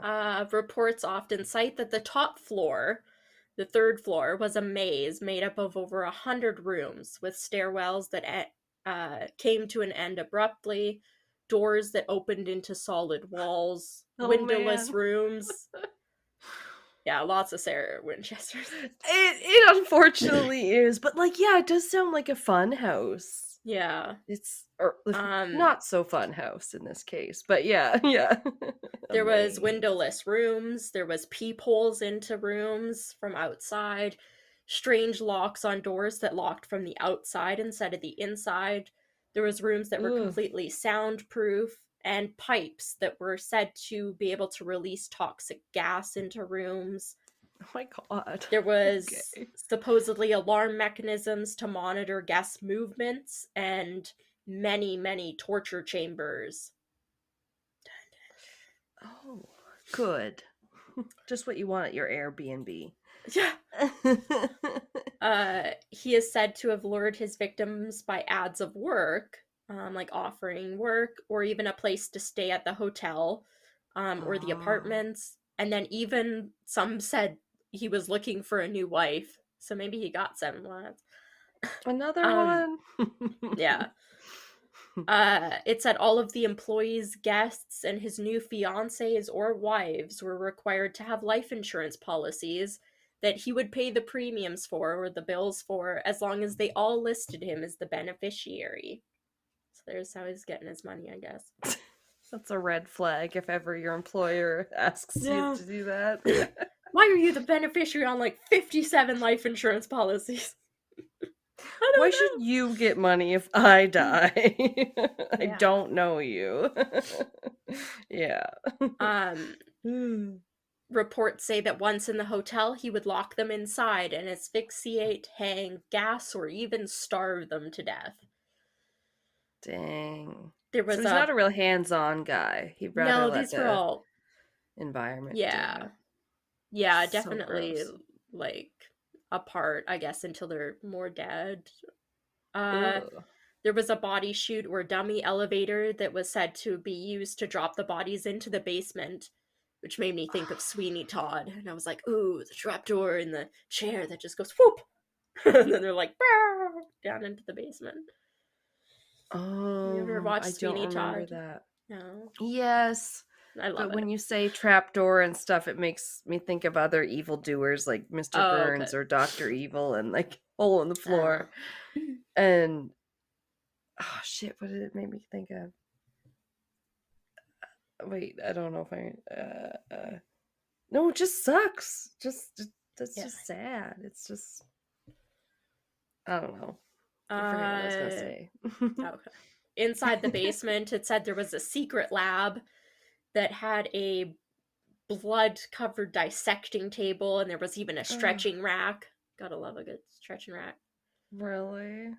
Which Uh, just seems weird if he's doesn't like to kill people in a yeah, hands-on kind of way. yeah. It's like what? It said that this basement is where Holmes would dissect them or remove their skin using his connections in the medical community to sell their bodies or organs to like so there used to be like a thing about like the skeletons in schools, like medical schools used to be Mm-hmm. real. So you basically would get Yeah. paid money for like de-skinning and tissuing a skeleton so that it could be used in like a thing. It was a Okay. thing. Right. So I think that's what they mean, and like they removed their skin. Yeah, I think it was basically just Oh. for these, supposedly. It said there was giant furnaces, lime pits, and acid baths that were installed in the basement to dispose of the unusable remains. And Yeah, no wonder they could only try for one body then. If you got all yeah, that shit going on. Damn. reports said that they uncovered some animal remains in the basement, as well as some bones of a child. They also found a gold chain, a woman's shoe, and a bloody heap of women's clothing. Oh my god. Hmm. Gross. One of the only like I'm gonna say like eyewitness, but I guess it's like a witness things. It's actually a quote from Wikipedia, but there's a number of other sources that talk about this. It said that on Mm-hmm. March 7th, 1914, the Chicago Tribune reported that with the death of Patrick Quaylen, the former caretaker of the castle, quote, the mysteries of Holmes Castle would remain unexplained. Because at this point, like, Holmes had already abandoned the place, and this was like how long ago? Oh, So they okay. thought he Sure. was the best bet to like find out the truth. It said that Quaylen had committed suicide by taking strychnine, and his body was found in his bedroom with a note that read, "I couldn't sleep." Oh, That's all it said. And Quaylen's creepy. surviving relatives claimed he had been haunted for several months and was suffering from hallucinations. He Oh. never, as far as I could tell, like revealed anything about the castle, so there's like really no confirmation about anything. And sorry, Um, he wasn't living at the castle at the time? No, because he died in 1914 and the castle was already burnt. Oh. Yeah, we'll get to it, but the castle burned Huh. down. Ooh, Um, okay. yeah, and Holmes had already long since like abandoned it, like Okay. almost 20 years earlier. So like, Oh, I forgot. If I ever um, knew. so Holmes himself gave various contradictory accounts of his life. He wrote an autobiography from prison that was filled with lies. Kind of talked about that, from anything Mhm. from saying he was innocent to saying he was possessed by Satan. One Um, or the other, right? Take your yeah, pick. Whatever you're his more likely to believe. I believe this is where this like famous quote he's quoted as saying, "I was born with the devil in me. I could not help the Ooh, fact that I was a murderer, nor no more than the poet can help the inspiration to sing." okay, buddy. But this, I Shut up. believe, is supposed to be like from his supposed confession or like autobiography he wrote. Um, People probably like it because it's semi-poetic in itself. his life as a con man makes any of these statements really difficult to believe. I honestly don't believe Yeah. any of it anymore, other than like the insurance fraud deaths. I believe none of it. Like, um, because Holmes also described himself in his memoir as, quote, but a very ordinary man, even below the average in physical strength and mental ability. Yeah, this is how he's describing himself. He continued saying, to have planned and executed the stupendous amount of wrongdoing that has been attributed to me would have been wholly beyond my power. Okay. Yeah. That just sounds like the old "I'm too stupid to do this task" excuse. Yeah. Oh Um, man. in his book about Holmes, Adam Selzer, who's like a big thing, I Okay. can't remember what he wrote, but there's a lot of stuff about him and Holmes. Hmm. Um, he wrote, quote, just killing several people isn't necessarily enough for most definitions of a serial killer, which is true. More No. often, it has to be a series of similar crimes committed over a period of time, usually more to satisfy a psychological urge on the killer's part than any more practical motive. He added, quote, the murders that we can connect to Holmes generally have a clear motive. Someone knew too much, or was getting in the way, or couldn't be trusted. The murders weren't simply for love of bloodshed, but a necessary part of furthering his swindling operations and protecting his lifestyle, which is true. I mean, con Right. men don't typically become serial killers. Like, if they get No. attributed to being serial killers, it's normally just because they killed a bunch of people to get like money in some way. It wasn't like they had a Yeah. like bloodlust they needed to quench, or like they got a Right. thrill Like, out of it. yeah, I would say people's motivations don't normally change if they start out killing or Yeah. start out doing something motivated by money, then they're still motivated by money. They're not motivated Hmm. by like this bloodlust or whatever it is that would make someone just Yeah. kill to kill or whatever. So yeah, I could see how they wouldn't want to like they're like, "Oh, this is getting messy now." Probably. Yeah. They're like, "I have to kill somebody." So more from Huh. Seltzer said that when he added the third floor onto his building in 1892, he told people it was going to be a hotel space, but it was never actually finished or even furnished or open to the public. Seltzer Oh. added the whole idea was just a vehicle in order to swindle suppliers and investors and insurers. Of course. They explain this by saying, quote, to furnish his enormous, quote, castle, Holmes bought items on credit and then hid them whenever creditors came calling. On one occasion, workers from a Oh. local furniture company arrived to repossess like their property and furniture only to find the building empty. The castle um had swallowed the furniture as later it would swallow human beings. That was like a different, no, that was a different quote. Um, This was from John Bartlow Martin for Harper's Magazine in Pardon me. 1943, saying a Yeah. janitor bribed by the company eventually revealed that Holmes had moved all of his furnishings into a single room and walled it up to avoid its detection. So there's a Oh lot of my that. They god. kind of say that now the third floor, because it wasn't finished, he kept buying like all this stuff, and then he would like put it in a room because he had to store it somewhere. He'd put it in a room and then like wall it up so there'd be no door, like because you Oh so my you wouldn't think it was god. there. And that's all these fucking secret rooms that he had. It was literally just filled with furniture that he was like buying on credit. I don't quite know how he was making money off of Oh that, my but god. And it yeah, also kind of just sounds like a lie too. Where you're yeah, like, seems kind really? of Would weird. you just like max out your credit card and then like wall up a whole room, just because you had a bunch of like stuff that you couldn't afford in there?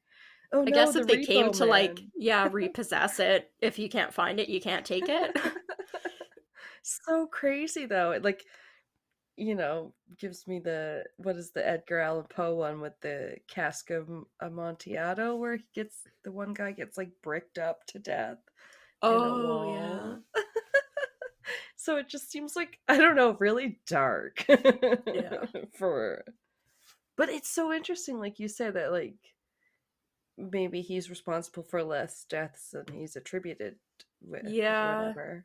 I do have some of the other suspected victims.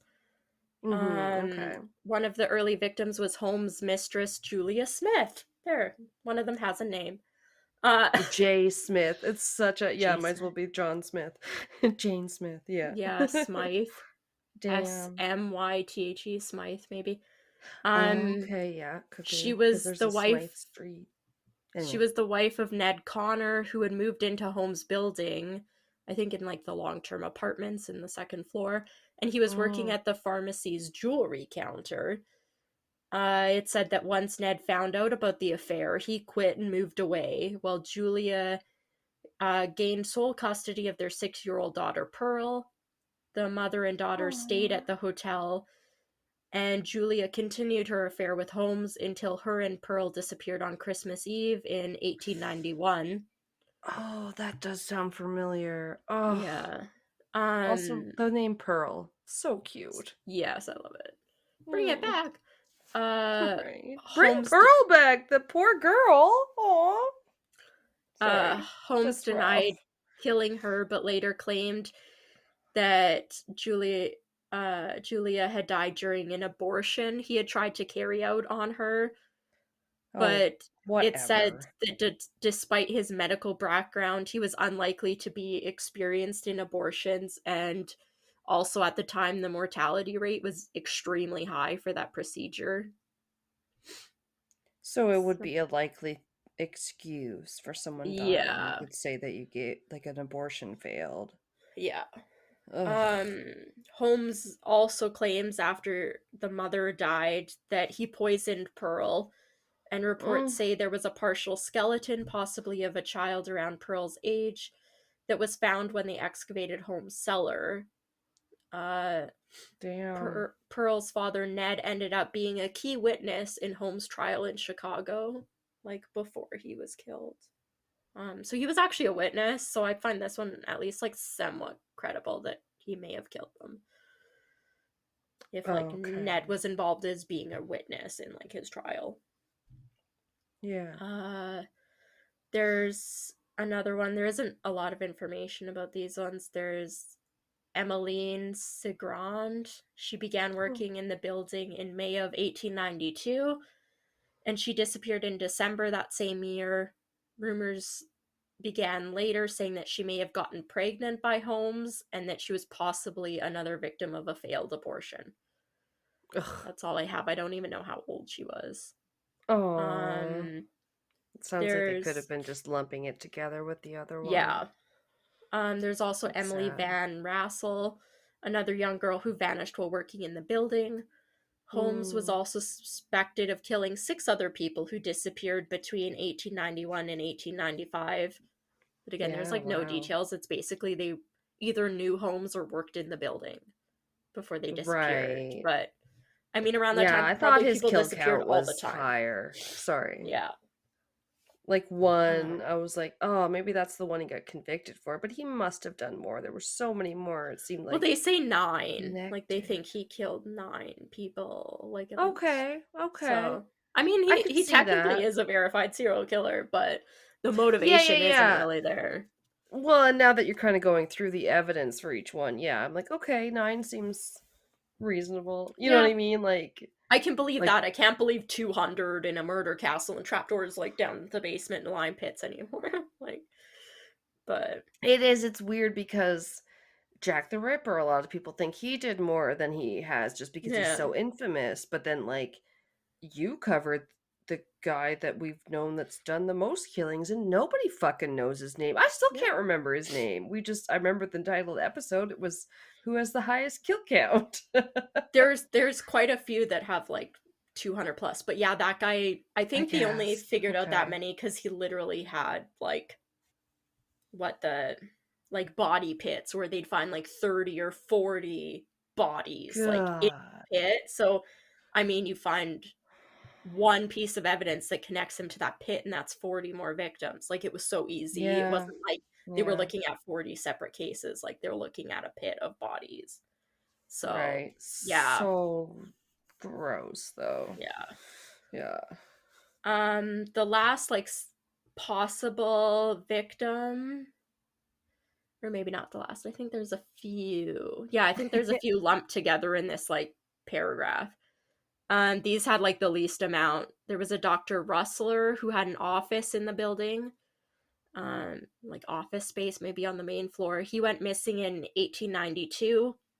There was a woman named Kitty Kelly who was a stenographer for Oh. Holmes, and she went missing in 1892.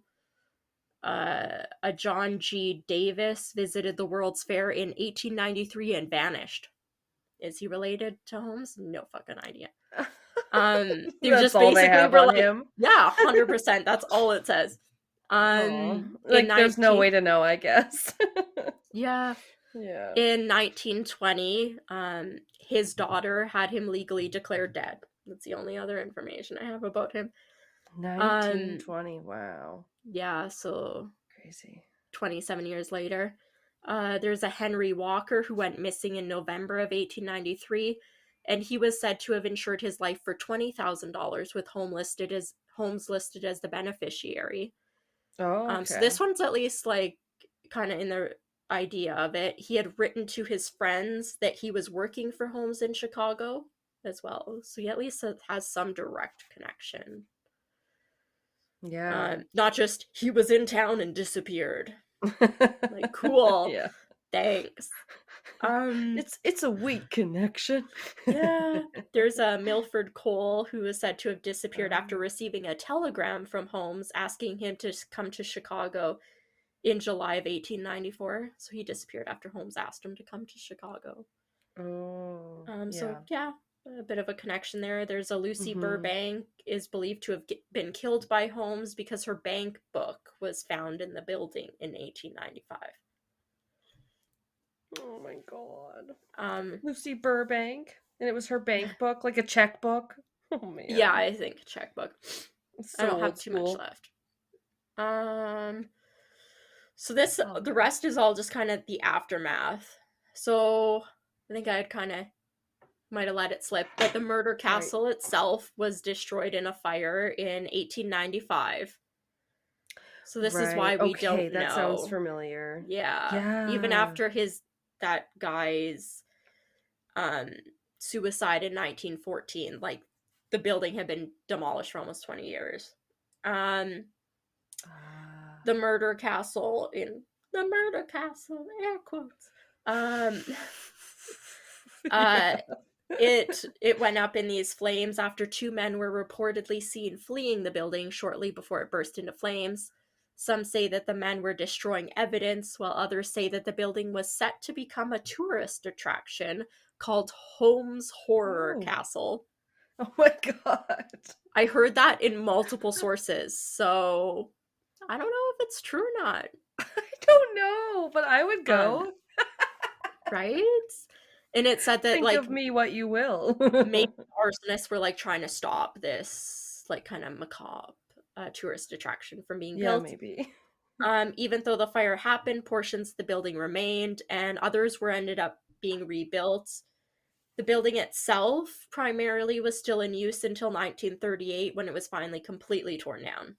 So like the building Oh, as we know it is completely gone. okay. Um, so Robert, Holmes' first child, uh, possibly there's rumors that he later went on to become an accountant and may have served as city manager of Orlando, Florida. Who knows if that's true? What? Yeah. He was in bed with Walt Disney when they Yeah. made Disney World. I don't know. And then Crazy. Lucy, Holmes' second child, is said to have become a public school teacher. Oh, wow. Good for Um, her. if you've ever heard about H.H. Holmes, you probably know there's like many books, documentaries, TV shows, biographies that have been written about him, like a shit ton.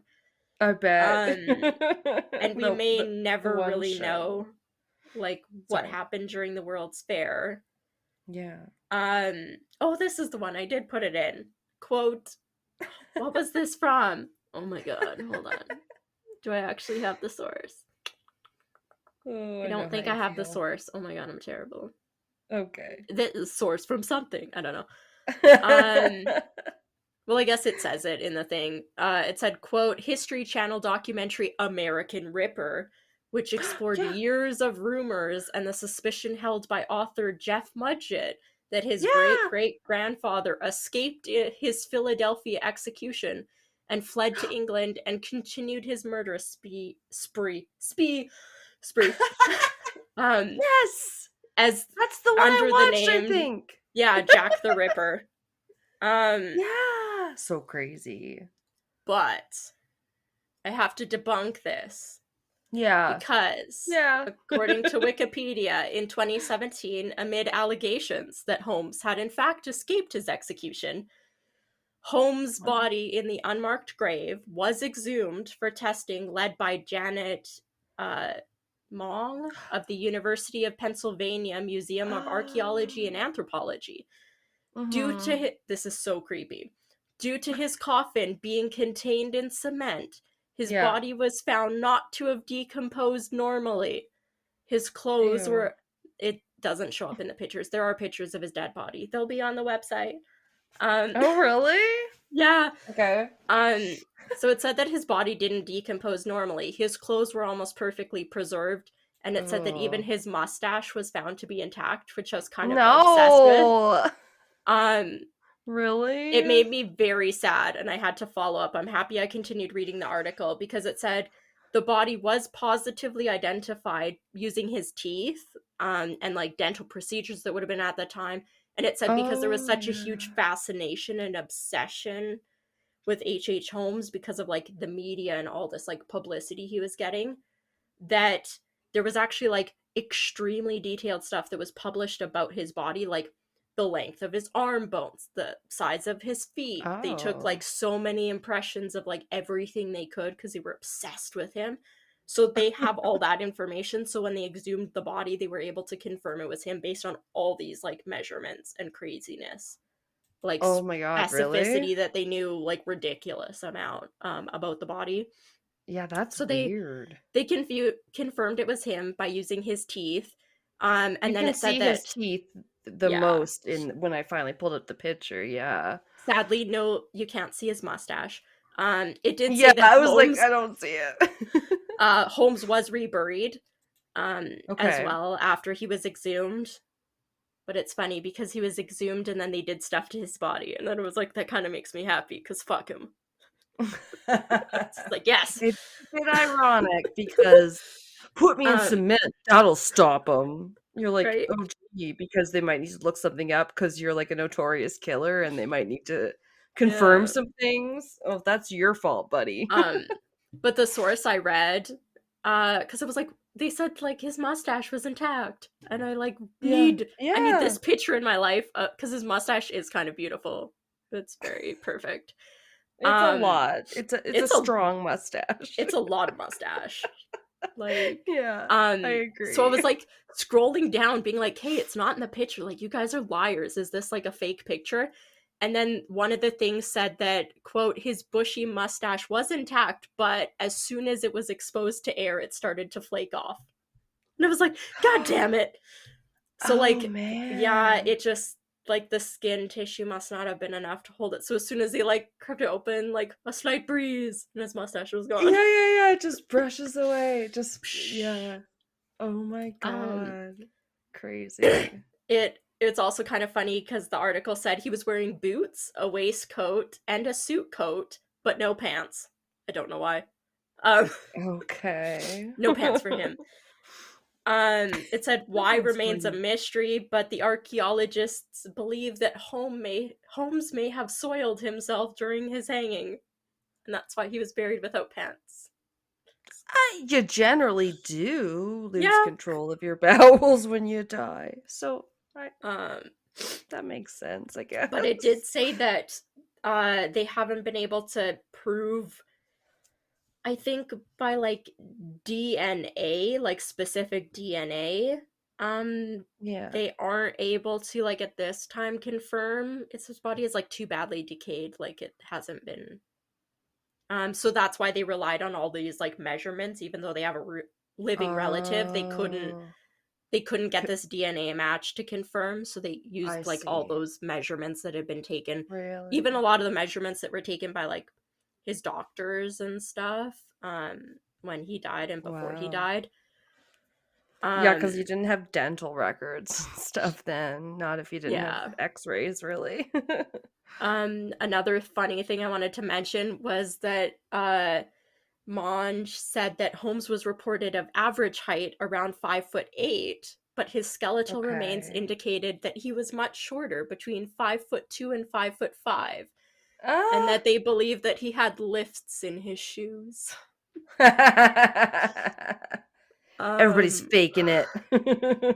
yeah, Yeah, he's probably my height. You're 5'4", buddy. Get over yeah. They it. also said that like he had short legs but long arms, so he wasn't like proportional to what Mm, your average person would be.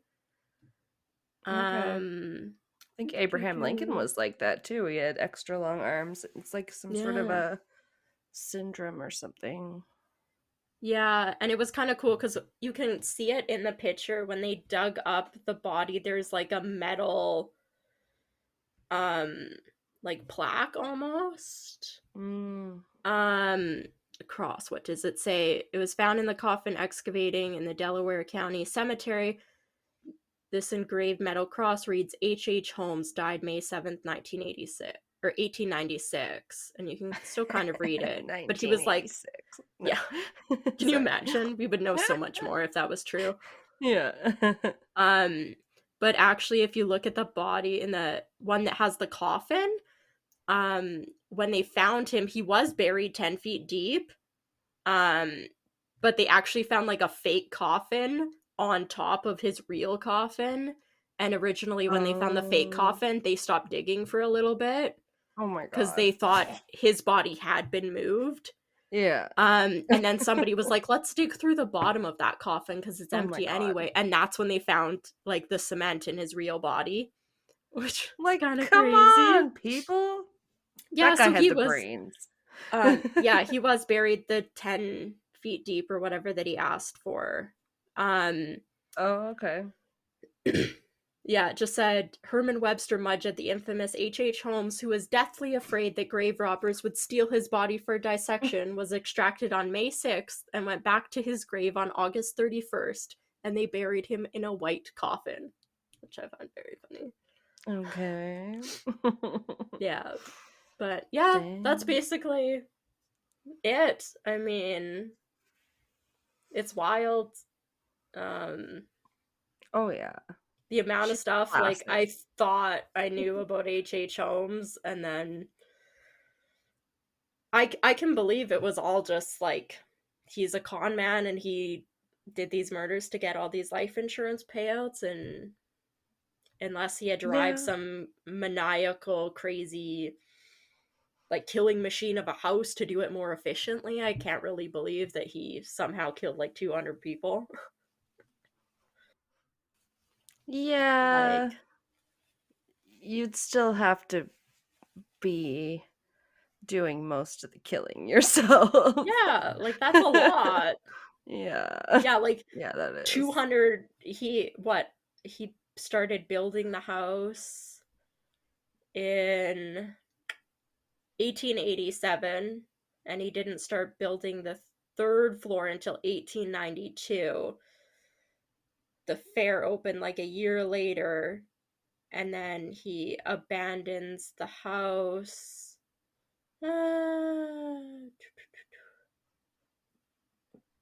1894. Yeah. So like what, in less than a year he kills 200 people? Like that's pretty intense. Like that's fucking crazy. Yeah, you better have like a gas You chamber. I Yeah, don't you know. better have like lime pits and acid baths. Fucking better. Yeah. That's Anyway, insane though. I'm so yes, that glad you was went very long. there. Yeah, it was very long. And It's all good. hopefully everybody enjoyed it and we'll be back for more. Yeah. Anyway, welcome back. Oh, hi. Hello there. Yes. It's Yes. Alanna's turn. I've talked enough.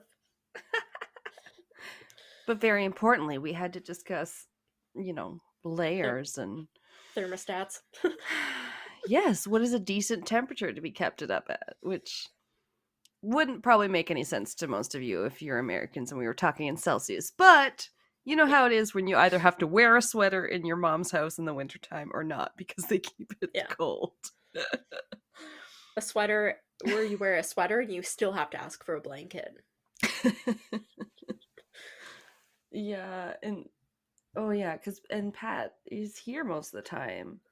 Like if you work for like I have friends that work from home and stuff, but like he doesn't leave during the day because he's technically retired. So then it's like he can't let it get too cold, which I love because then it doesn't get super cold in my house. Yeah.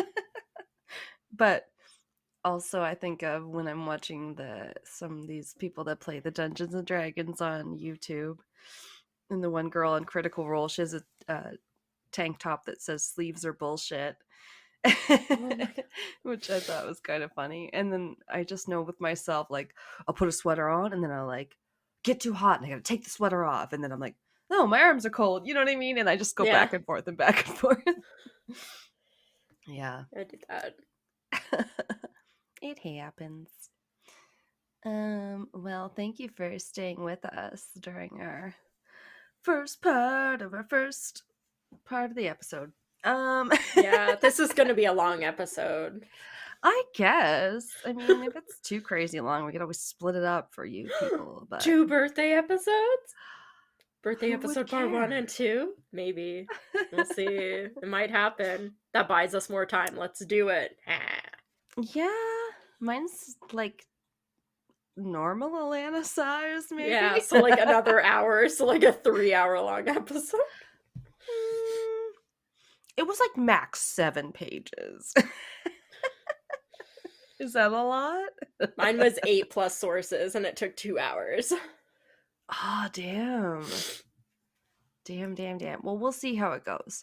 This Yeah. one ties in a little bit um tangentially to our last episode theme, which was Oh, superstitions and stuff like that. cool. Um, Oh, that's fun. yeah, you'll see. It kind of has to do with like the motive and stuff. Mm. Mine's also very old timey. Also, Yay. yeah, it's pre 19. Well, it's early 1900s. Yeah, awesome. Love it. Yes, god damn it, vintage crime. We could have said Victorian crime, and it probably would have still. No, that's maybe a little earlier, but it's Yeah. definitely. Yeah, it could probably qualify as antique too.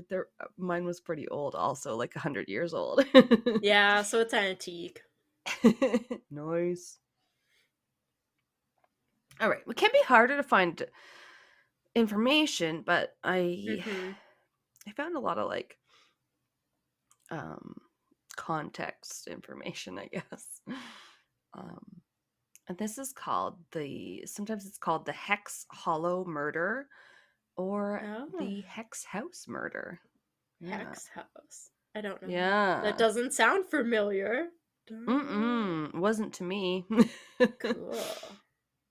um, but it does sound kind of ominous, doesn't it? Yes, it does. Like witchy and put a hex on you, Yeah, cursed. exactly. And this is just our true crime episode. Yeah. So, in modern day Pennsylvania, there's a place that's called Spring Valley Park. However, it used to be known by a different, a little bit more sinister sounding name, which was Hex Hollow. Um, Okay. or maybe it just sounds a little Harry Pottery. Yeah, Can't kind quite of. decide. Made me think of Sleepy Hollow, and then it was like Headless Horseman. Yeah, totally. I think in Harry Potter it's Godric's Hollow, so this sounds Yeah. even more, yeah, storybook like. There's even a structure still standing today that was involved in this case in Spring Valley Park, formerly known as Hex Hollow, but we'll get to that. Whoops. Smacked my microphone. Okay. Might struggle a bit with some pronunciation that I was going to look out, but then did not. So, in 1928, it certainly lived up to its name with the practitioners of a kind of folk magic or medicine that lived there, and they called this powwow, which is a little cringy sounding now, but this is what they called their type of folk remedies and folk magic. Oh, okay. Yeah, the only other name was, oh, and this is what I didn't look up, also known as broche, or brocherie by the Pennsylvania Dutch community. Hmm. So might have gone by the two different names, but and the Pennsylvania Dutch were generally just the German immigrants who settled in like North America in the 17th, 18th, and 19th centuries. So they're not truly Dutch, but that's what people call them. Yeah, Yeah. it always confused me. Mm-hmm. I know. People just make things more simple so they can. Yeah. Dutch, what is that? No? Okay. And like, maybe it's because when you say you speak German, it's like Sprachen Sie Deutsch? It sounds like Dutch. Sounds like you're saying Dutch. Oh, that's I could true. see I could see how people could get confused. I don't know. But powwowing, forgive me, or braucherei was used typically for healing and bringing about good luck and good crops and like things like that. So that's all good, you Yeah. know. Sounds like Uh, nature magic. well, exactly right. It's like, sounds like it's more the white magic. It's for causing good to happen, not harm. Um, yeah, it's described as a blend of traditional medicine, folk religion, and healing charms. Um, it's used to treat ailments in people and animals, to locate lost objects, and uses amulets, charms, and incantations. And while the name is taken from the Native American word, the roots of this tradition are rooted in European cultures of the 17th and 18th centuries with some influences from Christianity. Um, but yeah, I was a little confused about the word too, so I tried to look up a bit more. And it's like from the Smithsonian Center for Folk Life and Cultural Heritage. It said the term powwow derives from powwow, Pauwau, meaning medicine man in Nartik, a language spoken by the Algonquin peoples in Massachusetts. English settlers began misusing the word to refer to the meetings of indigenous medicine men and later to any kind of American Indian gathering. Okay. Yeah. I That's know it what kind of I'm sounds like more we fucked it up from associated the with. start. Yeah. Yeah. Yeah. Cool, cool, cool. It means medicine man, but we made it mean everything else, but Yeah. like meetings. Okay. So certain families were known at being very good at this type of folk magic, it being passed down from generation to generation, that sort of thing. And the opposite of the good, quote unquote, powwow witchcraft was the hexery or the black magic. Okay. I know, not good. Yeah, I mean, it's got hex in the name. Hexery, yeah. And they believe this drew power directly from the devil. Oh, God. Um, Okay. yeah. So these types of bad witches attacked crops and animals, and they were often blamed for things like when cows wouldn't produce milk and other farm Hmm. frustrations, of course. Yeah. I mean, if you're going to do those things, you're probably going to get blamed for them, I guess. Yeah. The quote unquote hex doctors were considered kind of in the middle of these two groups, being sort of knowledgeable in witchcraft and also removing curses and that sort of thing. Hmm. So cool. And finally, before we get to the main sort of cast of characters in this very true crime case, we must introduce one more magic practitioner. His name is John George Homan, who was one quote unquote powwower, they sometimes call them.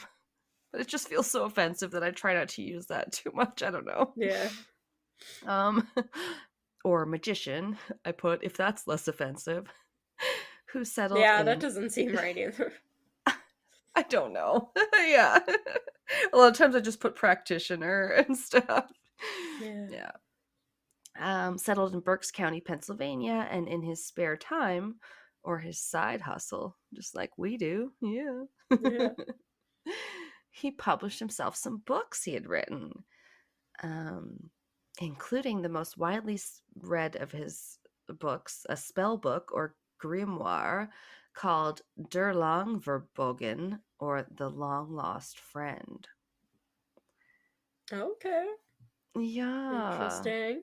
It was very popular. People loved this book at the time, especially the practitioners of this sort of folk magic. Um, Not the least because they were told that they would be protected by having and carrying it around. Okay. Yeah, talk about a marketing plan. Yeah. Buy 2 copies, one for each hand. The inscription in the book actually reads, quote, "Whoever carries this book with him is safe from all enemies, visible and invisible, and whoever has this book with him cannot die without the holy corpse of Jesus Christ, nor drown in any water, nor burn in any fire, nor can any unjust sentence be passed upon him." Wow. Those are some lofty claims. Right? It's the ultimate self-help book. Yeah. Just be in your possession. You're good. I mean, that's a lot of like coffee table books that don't get read. It's just in your possession. It's always like chicken soup for the soul. Or Oh, like okay. I don't mind those, but yeah, novels. I'm not a big fan of ones that are sort of in the self-help category usually. Like it's usually got to Yeah. have some sort of a plot or Yeah. I don't know. I'll read the occasional educational one, like the one I just read about um did I talk about it on here? General climate change. Anyway, it was Oh, I don't think so. okay. Well, it was fascinating because it talked about how like climate's been changing before we were here and different stuff like that that gave me some kind of insights. But like, yeah, it can be hard to read different books like that. Yeah. Anyway, I don't know. So this one it contained like remedies, charms to cure common illnesses, as well as recipes for beer and for molasses. Oh, just throw those in. I don't know. Also, I would have liked to have known how to make molasses this last week when I went to make cookies for Pat, and then we didn't have enough molasses, and then I had to wait till we got to the store to buy more. Uh, How the hell do you make it? um, and it has a charm for catching fish and one for curing rabies. It's got it all. oh, shoot. Yeah. In contrast to this book, a sort of fun fact was a darker book of witchcraft called the Sixth and Seventh Book of Moses. Um, Basically, it was a book of magic. Also, but supposedly written by Moses himself and containing secret knowledge purposefully left out of the Bible. Okay. Like, and Still, here's my recipe for beer. and that, yeah. My Yeah. recipe for beer was left out of the Bible. Except this one's, yeah, the darker version. So it's more like recipes for demons. Mm. Sorry. Hang on. Okay. Yes, its text contained directions on how to, quote, conjure and control spirits and demons, and some about DIY biblical plagues you can call up and turn a staff into a snake and, perform some miracles, that kind of stuff. Locusts. Yeah, no big deal, as you do. Raining frogs, or whatever it's supposed to be. Oh, yeah, all the good stuff. I hopefully water into wine for the miracle stuff. Yeah. They can make some money off that. And also purportedly some copies were written in like a red ink, which may have been rumored to be blood. Of course. Yeah. Also, owning this book was very dangerous. It was inviting in the devil himself and could make you obsess over it. To which I put, obsess over a book? What? Outlander. Exactly. She sold her soul to Diana. Gabaldon. Yeah, I was like, how do you pronounce her last name? Like, as soon as I said the G, I was like, I don't know how to pronounce her name. Yeah, it's hard because I think she said that Gabaldon rhymes with stone, so I have a hard time with it too because I always want to say Gabaldon. But yes, and the only way to cure your obsession of this book is to read it back to front, completely backwards. So there you go. Sounds fun. All right. Oops. Okay, so on to our case where we meet a man named John Blymeyer who was born in 1895, which is that 100 years before you were born? Yeah. Almost. Yeah, that's 100 years before I was born. That's so crazy. He learned this stuff in his family. Like his family had practiced it for generations, so he learned very early on. But did poorly in school, but became known as a great folk healer, possibly because his family was, so well versed in it. Yeah. Maybe. One day he was leaving the cigar factory where he worked, and a rabid dog ran straight towards a group of his coworkers. Oh. Yeah. Blymeyer cautiously approached and spoke a few quiet words to the animal, and it eventually stopped being aggressive and foaming at the mouth. Oh, rabies. Yeah. Oh, yeah. It looked totally rabid. That's why they were all Gross. scared of it. Yeah. But, it calmed down and he was able to pat it on the head, and it turned around and promptly started following him down the road, trailing after him for several blocks. Okay. Dog whisperer. Yeah. However, soon after that, his luck seemed to go to the bad side. He became ill. So Rabies. stressed. Yeah. Who knows, right? If they didn't have any knowledge of any mental illness necessarily. Or not good knowledge. Yeah, so he couldn't sleep, couldn't eat. He's so stressed. He's trying to do his own charms and rituals, but nothing was working. And then one night, apparently, as he lay in bed, he heard the clock strike midnight, then an owl hoot 7 times. I don't know if this is true, but the one article that said it's good. I hope it is, because it's a good scene setter. And he had a thought at that time that could his grandpa Jacob, who was a practitioner of magic, also be cursing him? That seems out of nowhere. But wait, Did you know that grandfather Jacob was the seventh son of a seventh son? No, I did not. What does that mean? I think just that they're extra magical, and not that Hmm. we did a deep dive, but I think it came up in our last episode when we were talking about the magic numbers, just briefly. Okay. If it wasn't last episode, it was something. But I think we might have talked about it, yeah. Just didn't but remember. just I think it was in my notes, and I literally didn't have anything else other than that. Where I'm like, apparently they're magical and they have good luck. The end. The end. And now on to number 7. um.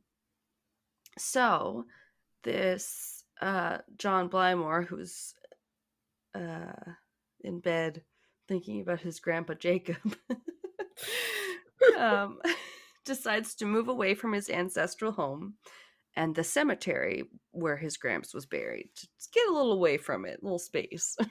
Oh, he's not even alive anymore. Okay. No, I guess not. Huh. Um, so lo and behold, he moves away and his luck gets better for a time. I mean, maybe you just found some opportunities for yourself outside of Yeah. town. But he did meet and marry a lady named Lily, with whom he had 2 children. So good for him. Yeah. It's You nice. know, yeah, I love the name Lily too. Yeah, it's a good name. Yeah, my favorite flower too. But they did tragically lose both of their children in their early infancy, and the youngest was only 3 days old. Jeez. That's awful. Yeah, so that kind of sucks, but it's also kind of not surprising, I guess, at the time. But Yeah. I mean, I was editorializing a bit, but I assumed he was bereft and totally lost and shattered when that happened. Like, both of your children die. I mean, come on. Yeah. It's not gonna be easy. That just reminds me, like something I watched. I cannot remember what it was. So like Oh, maybe really? a like forensic files thing or something, and it was about uh this like family, their kids like kept dying young or getting really really sick young, and they'd go to the hospital and they get better, and as soon as they were in the house for like more than a couple days they get really really sick again.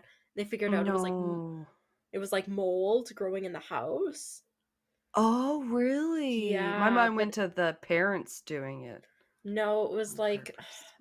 mold growing there, or was it like the whole community like had a whole bunch of houses had it, but it was like before they Oh, figured out how to wow. like properly seal houses, or like building Yeah. codes of like you need to make your house out of this if you have like this type of weather conditions.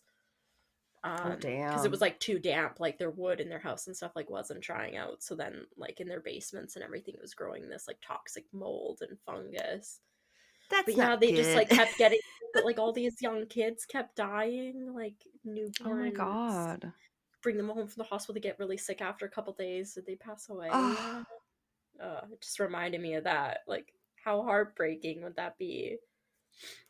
yeah, and Like, especially back in the day when they had s- slightly less medical knowledge. Not that they were completely idiots, but like, you know what I mean? Like, we just get germ theory and then start to realize that, yeah, like, oh, we need to sanitize these like scalpels that we're using and stuff. And so, yeah, a lot of it comes out of that where you're like, oh my God, we had no idea why their kids died or that. yeah. Oh, I don't know if you got to it yet, but there's one part on Outlander where she's like, "What did you give your husband?" He's like, she's like, "Well, he wasn't doing well, so I gave him this thing." And then Claire says under her breath, "Oh, um, mercury." Because whatever she Oh gave shit. him fucking contained mercury, but she didn't know any better. I was just like, Yeah, oh God. I don't think I'm there yet, but sounds about right. Okay. It's not a major character. No. Yeah, it's one scene, but you're like, oh God, just the medical knowledge, you know. Yeah. Ugh. Okay. So, oh yeah, poor John. He's sad. He's lost his children, and he's a practitioner of witchcraft. So he reaches out to a man named Andrew Lenhart for help. Not sure if he was an acquaintance, but I'm assuming he heard of him somehow. Um, but Andrew told him it was all caused by someone he knew. He even suspected it could be John Blackmore's own wife that was causing him this harm. Okay, interesting. Isn't it though? Because you're like, would your wife want your kids to die? I mean, Maybe she's real shitty. right? Like the whole time it just seems one of those kind of grasping at straws to blame somebody Yeah. for. So then Lily, his wife, basically realized she had a reason to fear, because if he blames her and she's heard of a similar situation that had already occurred with one of Andrew's clients, and this was basically after receiving the same news from Andrew in 1922, several years earlier. Quote, the client, Sally Jean Heege, shot her husband, Irving, in bed after Lenhart was hired to, quote, drive the witches from her home. Sally did not believe the treatment worked and was in terrible physical pain. She finally snapped one day, killing her husband, and later committed suicide in jail. End quote. Jesus. So, Lily, wife of John Blymeyer, is scared because her husband's been told that someone cursed him, probably in his Yeah. family. So she consults with some lawyers and ultimately got a judge's order to commit her husband to an insane asylum. Yay. Yeah, that. I never liked that, like committing people, but. I mean, I wonder if it was more effective than trying to get a restraining order or something, which probably didn't exist at Yeah, that time, but I don't know. that's true. The doctors thought he was obsessed with hexes and did need some treatment. Yeah. And she soon filed for divorce. And don't worry, Blymeyer didn't remain institutionalized for long. Oh, God. So, just 48 days after he was admitted, he simply walked out the door one day. No one went after him, and he went back to work at the cigar factory. Oh my God, really? What was life back in the 1800s? Like, just, or 1900s? Just like, fuck. No follow Yeah, up. I'm in an institution. These are not good places, but then I just got out, and that's fine too. And I Yeah. went back to work. Went back to my job. They probably knew exactly where to find me. Yeah. I went about my day. Yet, no follow up. They're like, Yeah. he's good. Yeah. And then this happens. So Jeez. he Okay. meets. Well, something's got to happen, you know. Yeah. At work, he meets 14-year-old John Curry, who had a past of being abused while being growing up. Sorry, Oh. I tried to change the grammar in that sentence reading it. It didn't make sense. But yeah, sad kind of guy, obviously. Yeah. Yeah, he's got a past. And he, along with another man named Milton Hess, also believed that they had both been cursed or hexed, just like John. So they bonded with Okay. John. Yeah. Yeah. Starting a hex support group Yeah. or a My name is cult. Milton, and I've been hexed. I'm Milton. Milton had had a successful farm that had started failing starting in 1926. And I put John was, well, 14. He had pimples and angst about working at a factory Yeah, of course the since world he was was out to get 7 or him. something. Yeah. Yeah, working at a cigar factory. Ugh. He was not yet married with 2 kids. No. No. So they all turned this time to Nellie Knoll, a well-known practitioner of powwow, whatever you want to call it, also known as the River Witch of Marietta. So she had a name, Yeah, a river witch. Okay. right? No idea what any of that means, but sounded cool. Yeah. And she said the curse was due to, well, you could probably guess it, someone in his family. It's Oh, like the fake psychic, right? Someone in yeah. your family is causing you pain. I see a man, dark haired, just the most generic. Do you know a person? They're hurting you, that person! Yeah. So he asked, who in my family is hurting me or cursing me? And she said, hold it your hand. And so he did, and whereupon she placed a dollar bill into his hand and then quickly snatched it back. The man is hurting you. Oh my god, I wrote peering into his pal, but I meant palm. It's okay, I He's had typos. I had a whole bunch of stuff when I was reading it, trying to not let on, being like, what the fuck was I doing? Isn't that the worst? What did earlier me mean? Yeah. But he saw the face of a Nelson Rehmeyer start to form. I meant to look up the pronunciation of that one. It's either Rehmeyer or Rehmeyer. It's Rehmeyer. Oscar Mayer Wiener. No. Probably Rehmeyer. Rehmeyer? That sounded right to me. I don't know. But, in fact, Blymeyer did know this man because he was indeed a distant relative. Okay, and now he's cursing him. Okay.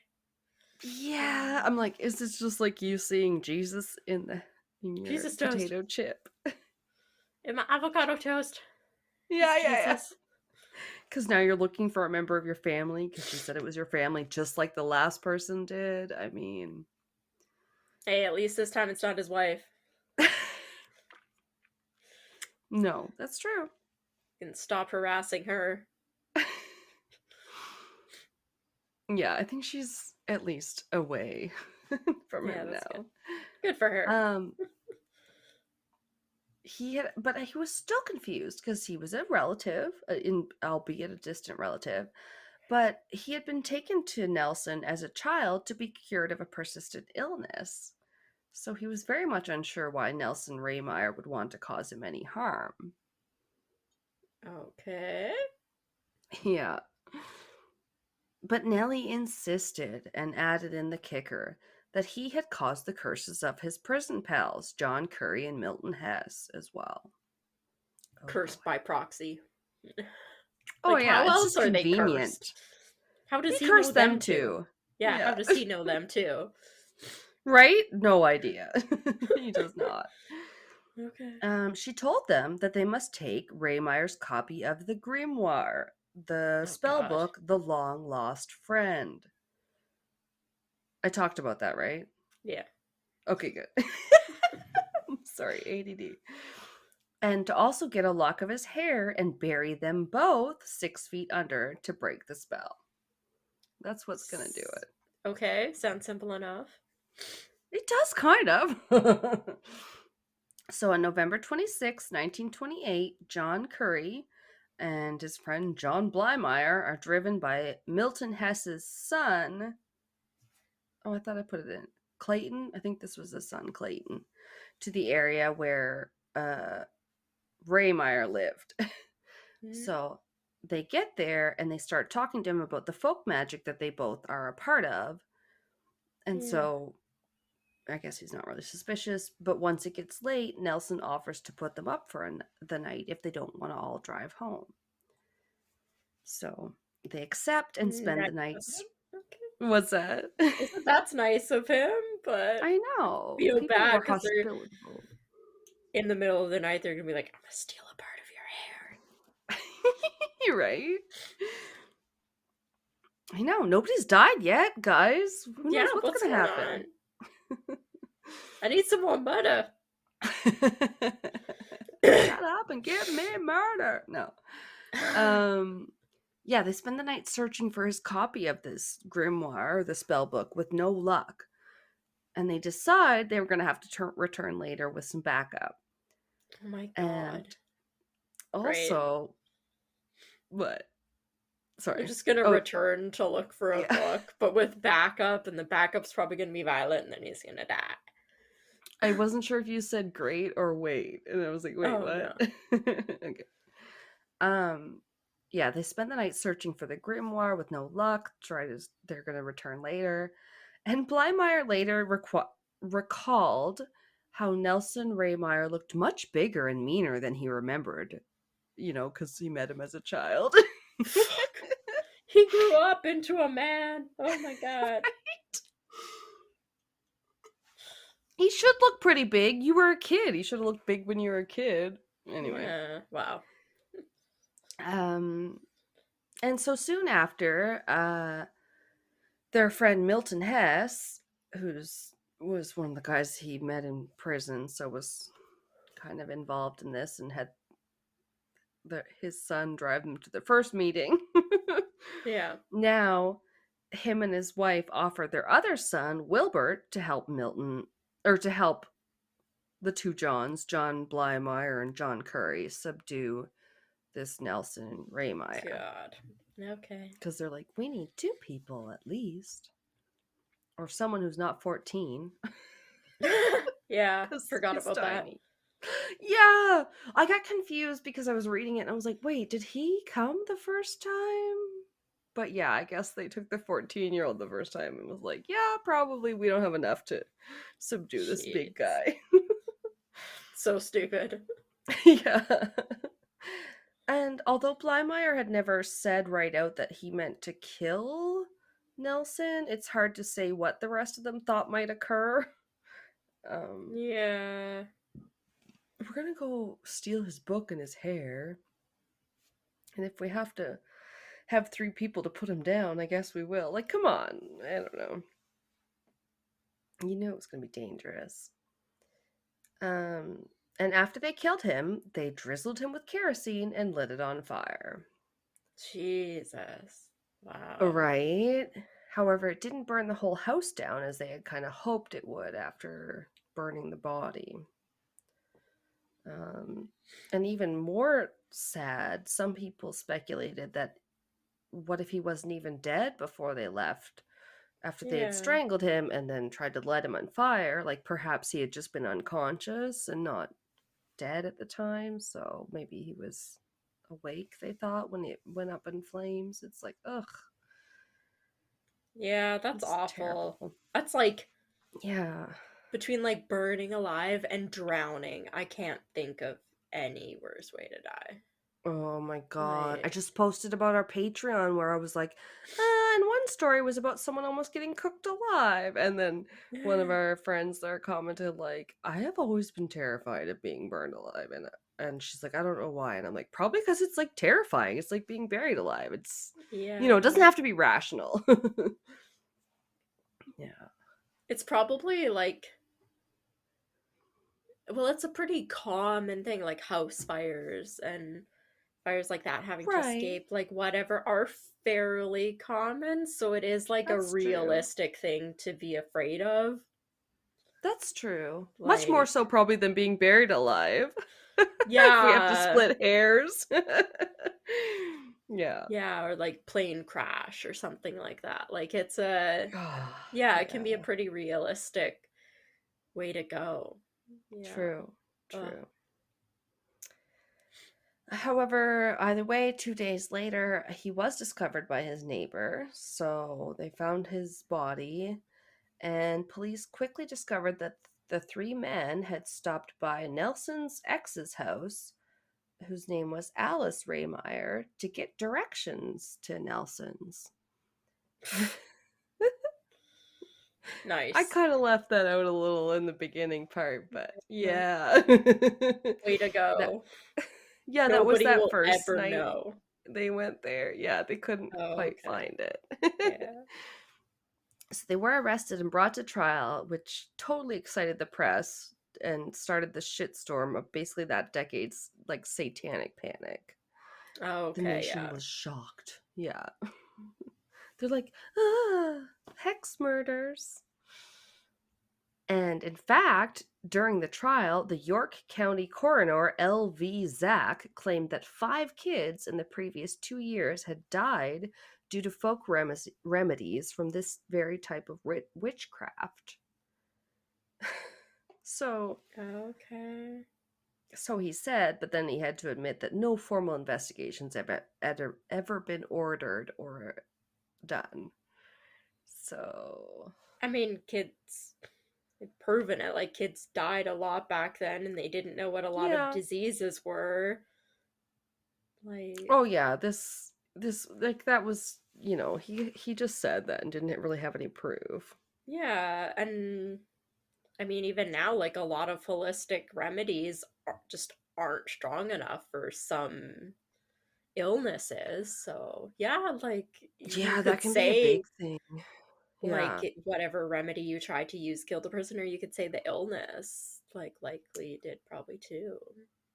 Yeah, and that's definitely serious. Like when you hear about a case when I know there was one in Canada where like there's a little kid and the parents believed in the holistic, like no Oh, hospital yeah. remedies, and yeah, and if like, for whatever reason They their won't do kid like died. surgeries or blood transfusions or medicine or Yeah. anything. Yeah, those break my heart. It's very, very concerning. Like, that's not right for the kids in no way, shape, or form. Yeah. Ugh. But anyway, this one has some justice, I think. But I Yeah. said, yeah, these accusations, like, little stopped the fact that the New York Times would run an article about what the coroner said, and their headline was "Death of 5 babies laid to witch cult." Oh God. So they just like were like, yeah, that's what happened. So you have the same thing, like just Yeah, sensationalizing in the newspapers. totally Yeah. muddies the waters too, because you don't know Yeah. then what's connected to the case and what's not. Ugh. Yeah, and it seemed every death soon after that time that had the bear's connection to folk magic was dubbed a hex murder. Jeez. Um, but as for the perpetrators of this crime, John Blymeyer and John Curry got life in prison, and Wilbert Hess, who was the son of Milton, who only went along that second night, Yeah.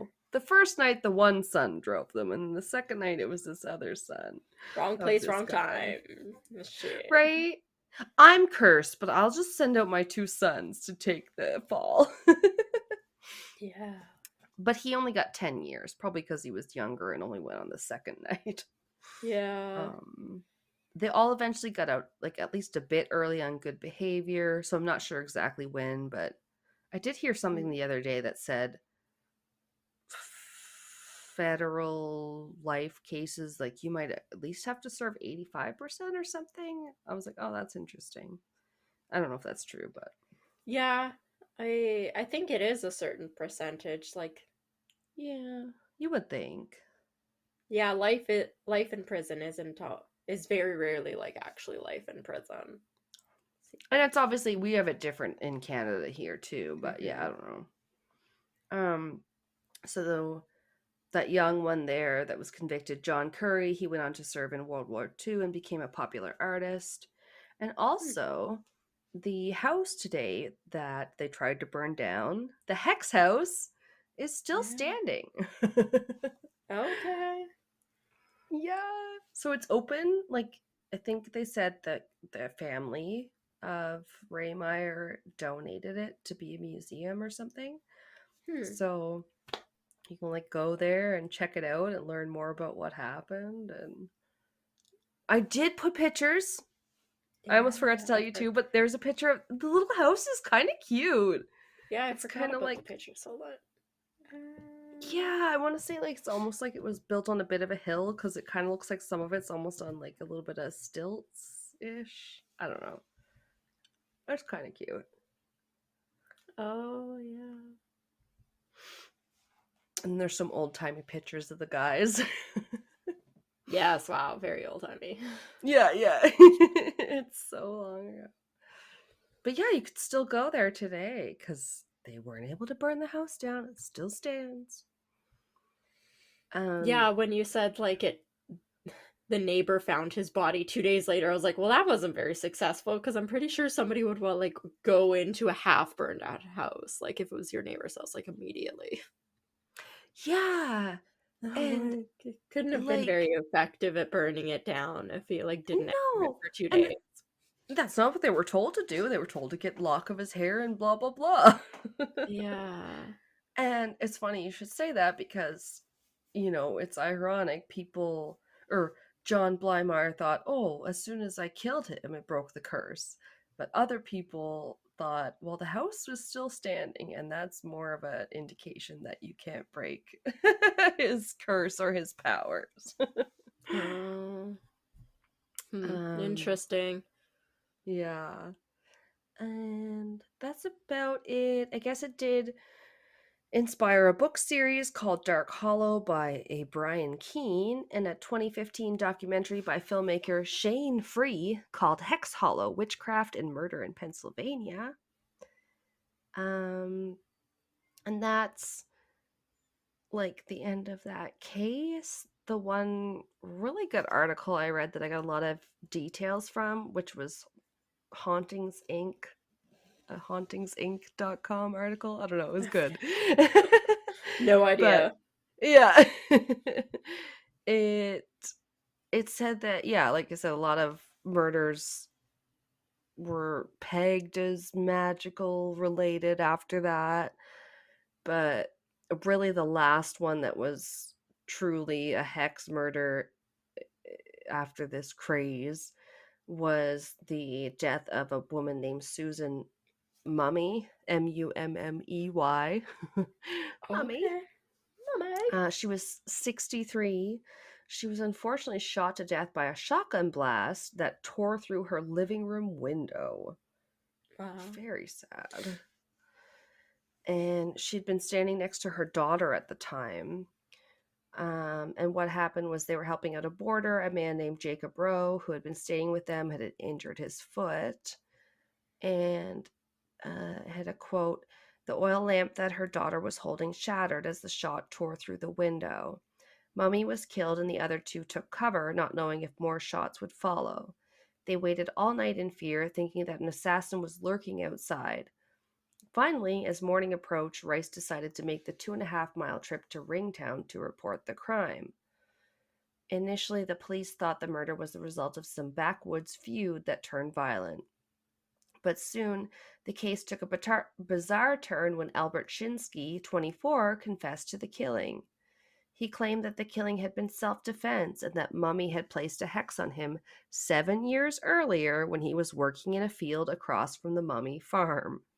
Oh my god. Right? Wow. Yeah, it's like, come on. There had been a dispute about the property lines, and one day Mrs. Mummy came over the fence and stared at him for a long time, he said. He claimed that he then felt cold perspiration come over him and his arms went limp. From that point on, he was unable to work, but that was just the beginning of the torture. Oh my So, god. I know. Shinsky claimed that whenever he saw a sharp object, it would change into the shape of a black cat with flaming eyes from which he could not look away. Oh my god, really? Okay. Wow. I know, this one is so much like paranormal mixed in. So weird. Flaming eyes! The cat also appeared to him sometimes when he was in bed at night. It would creep slowly across the room and jump onto the bed. Sorry. The Wow. appearance of the cat made him so cold, he claimed, that he had to get up and run around the room in order to get warm again. The He cat makes sought me exercise. No. he sought help from several powwowers, but nothing worked. His family thought that he was lying and was just too lazy to work, but Shinsky seemed to genuinely believe that he was hexed. Eventually, when he could take no more of the supernatural harassment, he killed Mummy. He told the police that the minute she died, he felt the curse lift from his shoulders. So, yeah, that Wow, that's one was terrible. dubbed a hex murder. Yeah, but obviously he was insane, and they did, in fact, send him to an asylum. But he felt I better. wrote, His arms weren't spaghetti anymore. a cat! Wait, spaghetti herbs.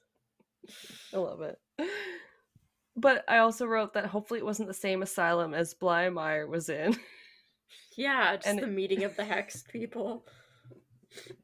I don't know if it was. It was called the Fairview State Hospital, but that is my case. Wow, I was Sorry. not expecting that. That was so bizarre. I had never heard of it. Yeah, Yeah. I was like, okay. that's gosh. Damn. People just out there hexing each other. Right? Oh, seems like they used to blame everything on something supernatural if they couldn't explain it. They're like, well, Yeah. can't control it then, I guess. Yeah. Hopefully none of our listeners are out there hexing people. It's not very nice. I believe better of them. Yeah. Ooh, excuse me.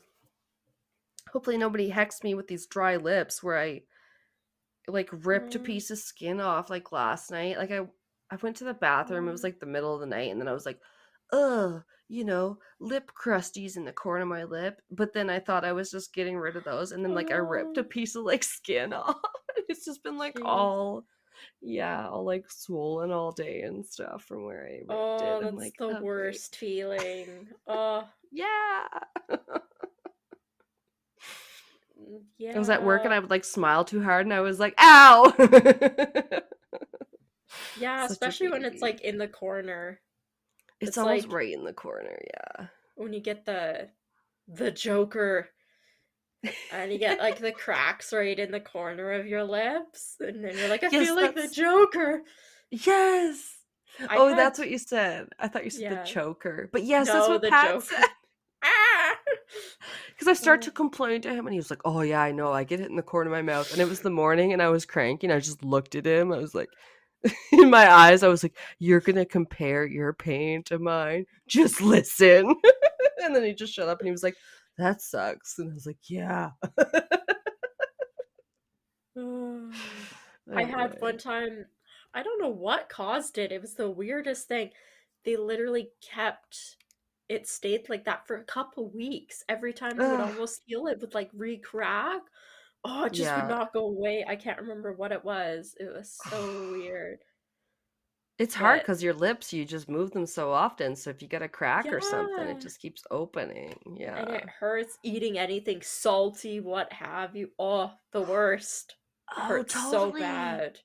Yeah, because I Yeah. had like, canker sore, the one you get from too much salt Yeah. or whatever. I had that like in the middle of my lip. And then like almost immediately after I had this like lip cut thing where I was like, fuck the canker sore. I can't even feel that anymore. Yeah. Oh, Yeah. Anyway, terrible.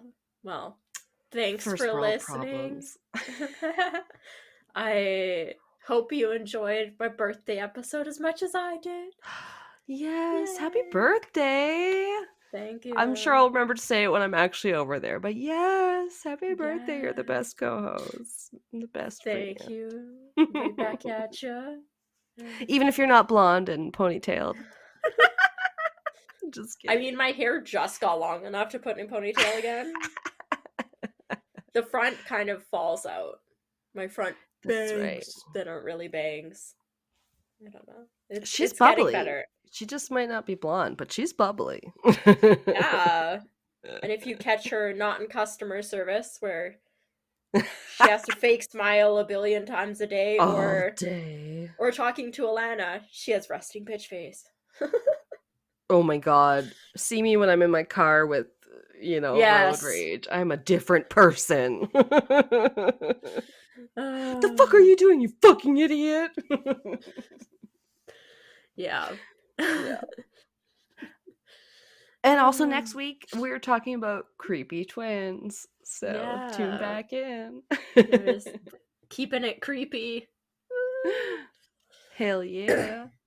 And cryptic. All right. Thanks for listening. Yes, bye. This has been Castles and Cryptids. You can listen to our podcast on Spotify, Apple Podcast, Google Podcast, Anchor, Breaker, Pocket Cast, and our YouTube channel. Please rate, review, and subscribe wherever you listen. Follow us on Instagram, Facebook, and Reddit. On our website, you can listen to all of our episodes as well as view pictures for each of our segments. Check out our Patreon page to view all of our tiers and become a Patreon supporter today to unlock monthly bonus episodes and behind-the-scenes content. We are working on an Ask Us Anything. You can submit questions by social media or by email at castlesandcryptids@gmail.com. Do you have a spooky ghost story, a creepy cryptid sighting, or a thrilling true crime tale you would like to share and have us include in a future episode? Send us your listener story by social media or by email. Please include the name that you would like mentioned. Our music is by Kobe Fair. Our logo and artwork is by Antonio Garcia. Thanks for listening. What episode is this? 87. Oh my god. Yeah. That's insane. Right? It's crazy. It's terrible, but Hold on. also I think Gordo's doing something. okay. I can hear something. I Like, just what heard is it? too. Okay, so yes, so Lily is the wife Gordo. of. Now you're gonna cause shit in here. No. Did he come in the room? Yeah. What's he doing? He followed me. He's playing with stuff on the bookshelf. Aww. Go in your little tunnel.